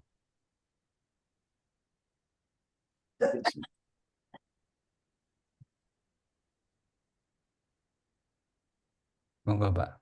Ya, ia iblis berkata, Tuhanku, oleh karena engkau telah memutuskan bahwa aku sesat, aku pasti akan jadikan kejahatan tampak indah bagi mereka di bumi, dan aku akan menyesatkan mereka semuanya, kecuali hamba-hambamu yang terpilih di antara mereka. Nah, kecuali hambamu yang terpilih di antara mereka. Itu kata iblis, Pak. Ya, maka inilah vaksinnya, Pak. Vaksinnya agar kita kemudian tidak terjerumus apa? Ya kita berusaha untuk menjadi hamba yang terpilih. Yaitu apa? Orang yang beriman amal soleh. Itu. Jadi mungkin kita imunitas iman kita menurun, Pak. Dan mungkin satu saat tergoda setan. Tapi endingnya kan nggak ikut setan. Nah, itu udah poin itu. Jadi setan sebetulnya gagal, Pak. Tetap gagal. Kita mungkin setan sering goda kita, sholatnya itu ditunda, sholatnya itu nggak khusyuk. Ya oke, kita terima lah itu sebagai godaan setan dan kita mengalami itu. Akhirnya apa kita kena godaan itu. Tapi selama kita masih sholat, itu setan tetap kalah, stroke akhirnya. Karena target setan itu bukan supaya nggak sholat, sholatnya nggak khusyuk, bukan Pak, supaya kita tidak beriman, supaya murtad itu Pak. Maka sepanjang orang masih iman itu meskipun mungkin setelah digoda-goda, termasuk digoda yang akhirnya berbuat dosa seperti Nabi Adam tadi, tapi kemudian kita bertobat, itu stres juga setan. Maka pernah ada riwayat itu Pak, mereka setan itu stresnya itu karena itu, ya Allah kita ini susah-susah goda, begitu mohon ampun kok diampuni dihapus semua loh dosanya itu kan gitu. Stres itu. Maka akhirnya ada yang usul di golongan setan itu gimana supaya ya kita supaya itu tetap berhasil tuh. Salah satu usul mereka akhirnya dan itu disepakati itu apa? Kita harus menggoda bukan hanya supaya mereka berbuat dosa manusia itu, tapi cara godanya apa? Goda mereka supaya tidak merasa berdosa. Nah, itu. Kalau nggak merasa berdosa, akhirnya nggak perlu mohon ampun, nggak perlu bertobat, akhirnya mati dalam keadaan membawa dosa. Nah, itu berhasil tuh. Nah, itulah mengapa kita imunitas yang paling top itu istighfar, Pak. Kalau udah istighfar itu stop, setan itu nggak ada apa-apanya itu. Begitu kita mohon ampun, istighfar sama Allah itu. Nah, alasannya apa ya? Maka kalau udah istighfar itu, meskipun kita pernah berbuat dosa, tapi terus istighfar, Allah nggak akan azab. Berarti selamat kita, gitu. Coba lihat surah 8 ayatnya yang ke-33. Wa ma kana Allahu liyu'adzibahum wa anta fihim. Wa ma kana Allahu mu'adzibahum wa hum yastaghfirun. Tetapi Allah tidak akan menghukum mereka selama engkau Muhammad berada di antara mereka, dan tidaklah pula Allah akan menghukum mereka sedang mereka masih memohon ampunan. Nah, kata kuncinya itu, Pak. Hmm. Sedang mereka masih memohon ampunan. Gitu ya. Jadi vaksin terhebat itu apa? Istighfar, tobat, mohon ampun kepada Allah Subhanahu wa taala. Maka seandainya kita pernah kalah dengan setan, tergoda, dan terjerumus berbuat salah, tapi akhirnya kita mohon ampun, Allah akan ampuni. Jadi gagal setan. Kenapa? Kita dipanggil sudah dibersihkan oleh Allah dari dosa-dosa hasil kerjaan setan tadi itu. Nah, itu maka kabar gembiranya luar biasa bagi kita. Maka dari perspektif ini kita meyakini ya Bapak Ibu ya, bahwa sebetulnya setan itu dalam konteks orang Muslim ya, kita bicara orang Muslim, bukan konteks manusia semua ya Pak ya. Kalau manusia sebetulnya makanya yang Muslim ini kan masih minoritas, Pak. Apalagi yang Muslim yang taat, wah minoritas banget. Hmm. Ya, minoritas banget itu. Maka kita yang sudah diberi anugerah iman itu bersyukur saja, meskipun kita kadang-kadang khilaf, nggak apa-apa. Maka orang baik itu kata Al-Quran itu bukan orang tidak punya dosa ya Pak. Tapi ketika berbuat salah, dia segera ingat. Itu orang baik namanya. Coba lihat Pak Edwin, surah nomor 7 ayat 201. Innalladzina taqaw idza massahum tha'ifun minasyaiton tadzakkaru fa idza hum mubsirun. Sesungguhnya orang-orang yang bertakwa apabila mereka dibayang-bayangi pikiran jahat, berbuat dosa dari setan, mereka pun segera ingat kepada Allah, maka ketika itu juga mereka melihat Nah, kesalahan-kesalahan. itu orang bertakwa. Ayat berapa ya, Pak Uli? Untuk 201. orang 7. 201. Al-A'raf ayat 201, Om Adam.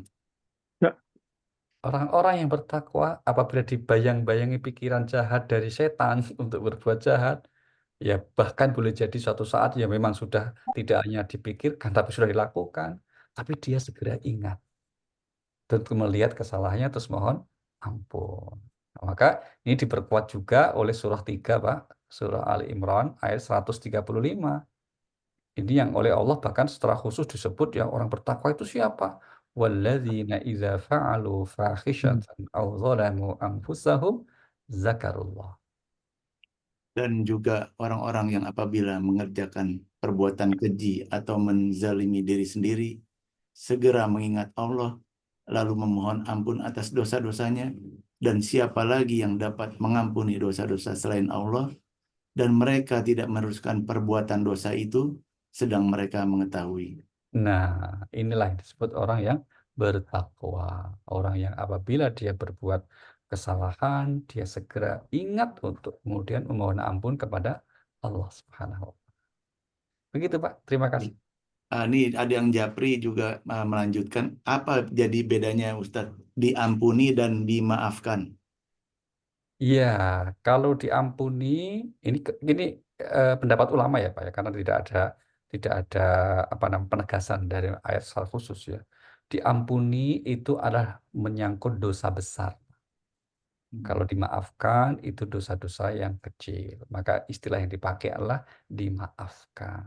Nah, kalau diampuni, intinya keduanya itu merujuk kepada orang yang pernah berbuat kesalahan, baik dosa besar maupun kecil, tidak akan ada sanksinya lagi. Itu berarti sudah diampuni dan dimaafkan.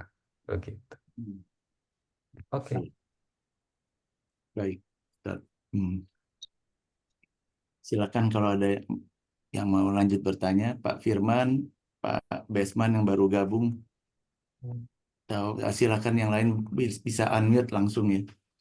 Belum nyimak nih Pak Edwin, ingat dengerin dulu Pak Edwin. Iya, baik Pak Haji. Eh,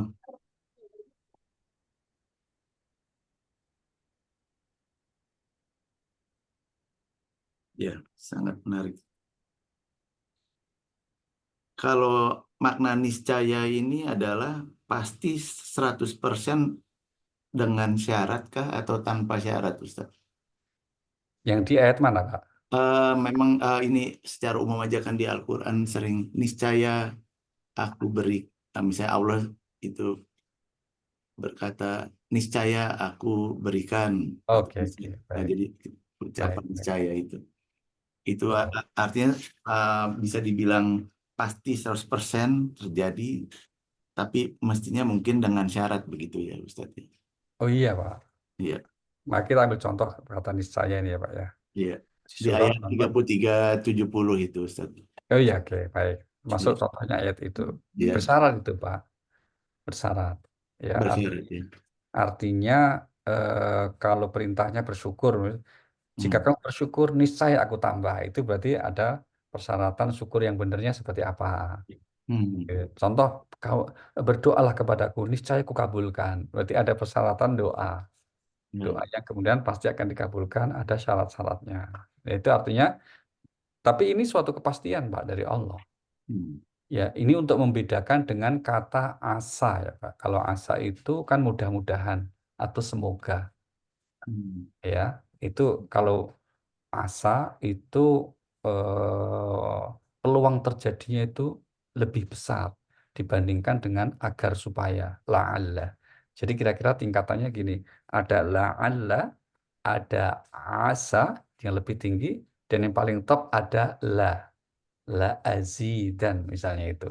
Hmm. Itu udah pasti, ya. Maka kemudian secara otomatis kalau orang bersyukur pasti ditambah.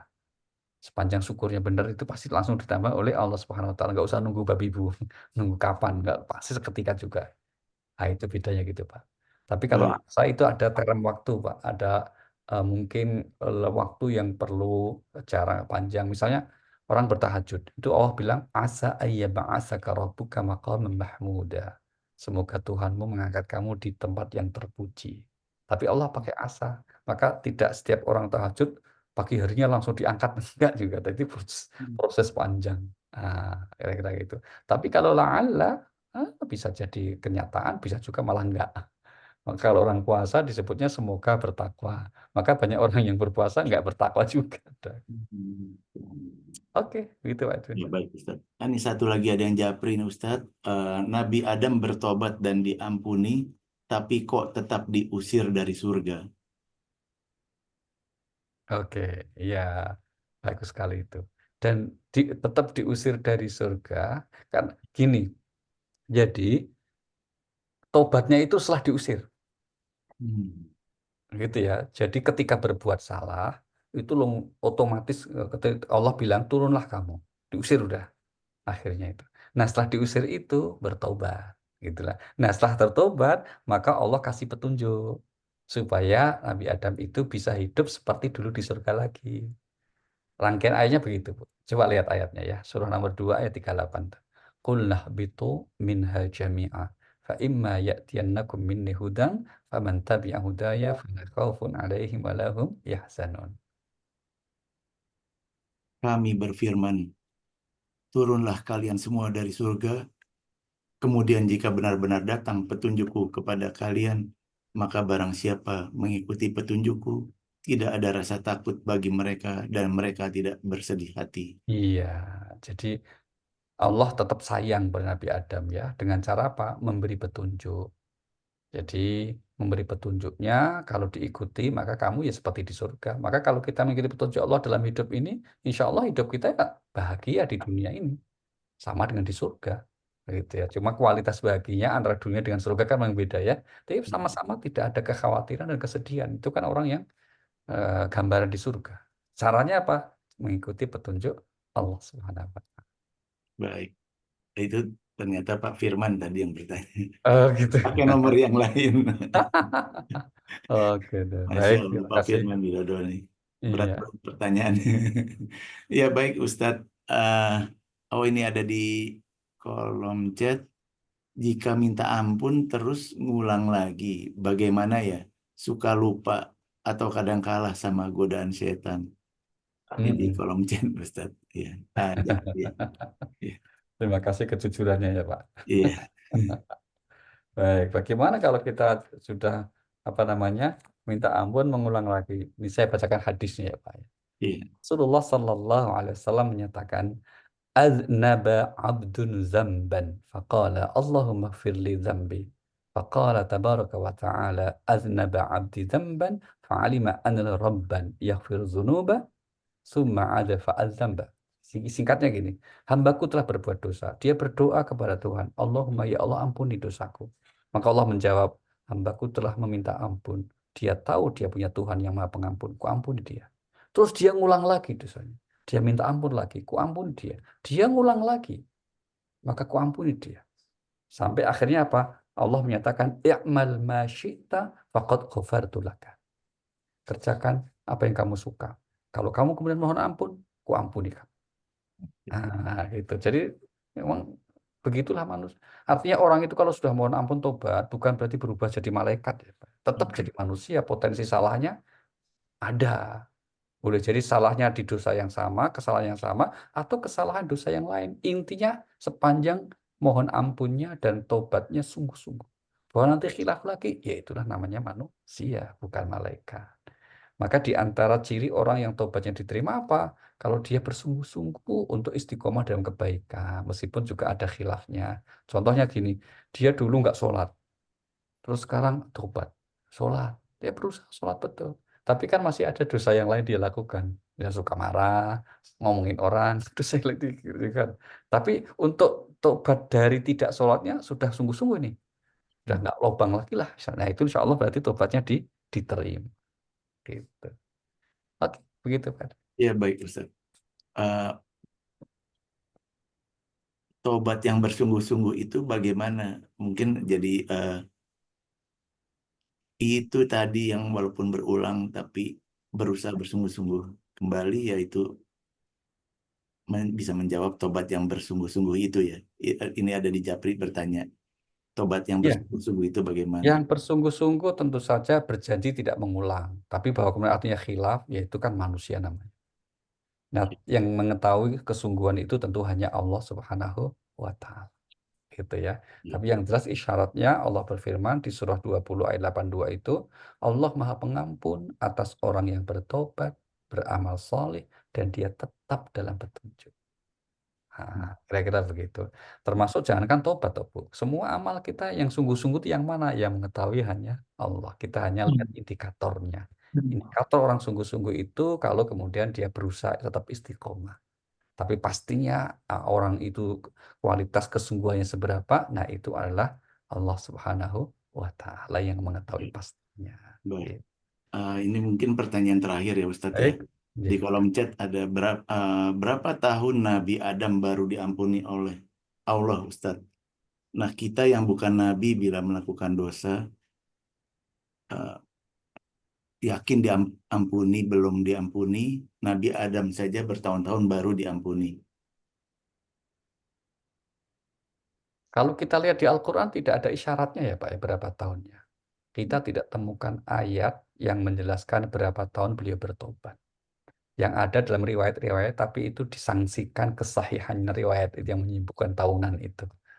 Nah, kira-kira begitu. Sehingga kemudian maksud dari ayat ini ingin mendorong agar kita lebih sering bermohon ampun kepada Allah. Karena wilayah kita bukan wilayah nanti kapan diampuni, yang penting kita berusaha setiap saat istighfar, mohon ampun, sungguh-sungguh untuk berbuat baik, udah itu saja. Selebihnya kita serahkan kepada Allah. Karena kata Allah, mari kita lihat ayatnya ya. Di surah 3 ayat 128 Allah bilang gini, "Laisa laka minal amri syai'un aw yatuba 'alaihim aw yu'adzibahum." Bukan urusan kalian. Apakah Allah itu akan menerima tobat atau menolaknya, itu urusan Allah. Nah, lihat. 3 ayat berapa Pak Ali? 3 ayat 128. 128. Ya. Iya, 128. Ini adalah teguran kepada Nabi. Bukan urusan kamu, wahai Nabi. Orang itu mau tak terima tobatnya atau enggak tak terima, sehingga tak azab, itu urusannya Allah. Nah, inilah prerogatif Allah Subhanahu wa Ta'ala. Begitu ya. Masya Oke, Allah. mungkin Ya. begitu Pak Edwin. Terima kasih Ya, banyak. siap Oke. Ustadz. Nah, Terima kasih baik, banyak. baik, makasih. Sebentar. Iya, jadi terima kasih atas semua pertanyaannya. Luar biasa, dan terima kasih Ustadz atas semua uh, tausiah dan nasihatnya. Kita tutup dengan doa kafaratul majelis. Subhanakallahumma wa Subhanakallahumma wa bihamdika Astagfirullah wa atubu ilaik. astaghfiruka wa atubu ilaik. Ya, terima kasih banyak Ustadz Ali Terima Nurdin kasih Pak Ibu, dan mohon semua izin. hadirin. Terima kasih, terima kasih. Barakallahu fikum. Terima kasih, terima kasih. Terima kasih, Pak Ya, Edwin. terima kasih. Terima kasih semua. Terima kasih Pak Makasih, Ustadz, Pak terima Edwin. kasih. Selamat, Pak Edwin. Ustaz Terima kasih. Zainuddin, terima kasih. Assalamualaikum warahmatullahi Iya, wabarakatuh. Pak. Iya, Waalaikumsalam. terima Dan kasih. Edwin. Assalamualaikum warahmatullahi Terima kasih. Edwin, makasih banyak. Maya. Makasih Pak Ustadz. Selesai. Terima Pak kasih Edwin. banyak. Ya, Anggi, Pak Firman, Tata, Iin. Pak Edwin. Ya, Pak Besman ya. Ini saya bertanya lagi, Pak. Ini dalam Pak Alinuddin nanti setiap sebulan dari Iya. 1000 sekali atau gimana, Pak Edwin? Sebulan sekali, Pak. Oh, sebulan Pak sekali. Besman, iya. Oh, ya udah sayang nih nggak dengerin jadi terlambat nih. Nggak apa-apa, nanti rekamannya insya Allah. Oke, siap. Iya, iya. Sukses selalu, Pak Edwin. Terima Iya, kasih. sama-sama. Terima kasih. Iya, Bu Asti. Ya, Iya. Pak Edwin. Om Terima kasih Edwin, banyak. pamit dulu Om Om Om Edwin. Terima kasih. Assalamualaikum. Iya, waalaikumsalam warahmatullahi wabarakatuh.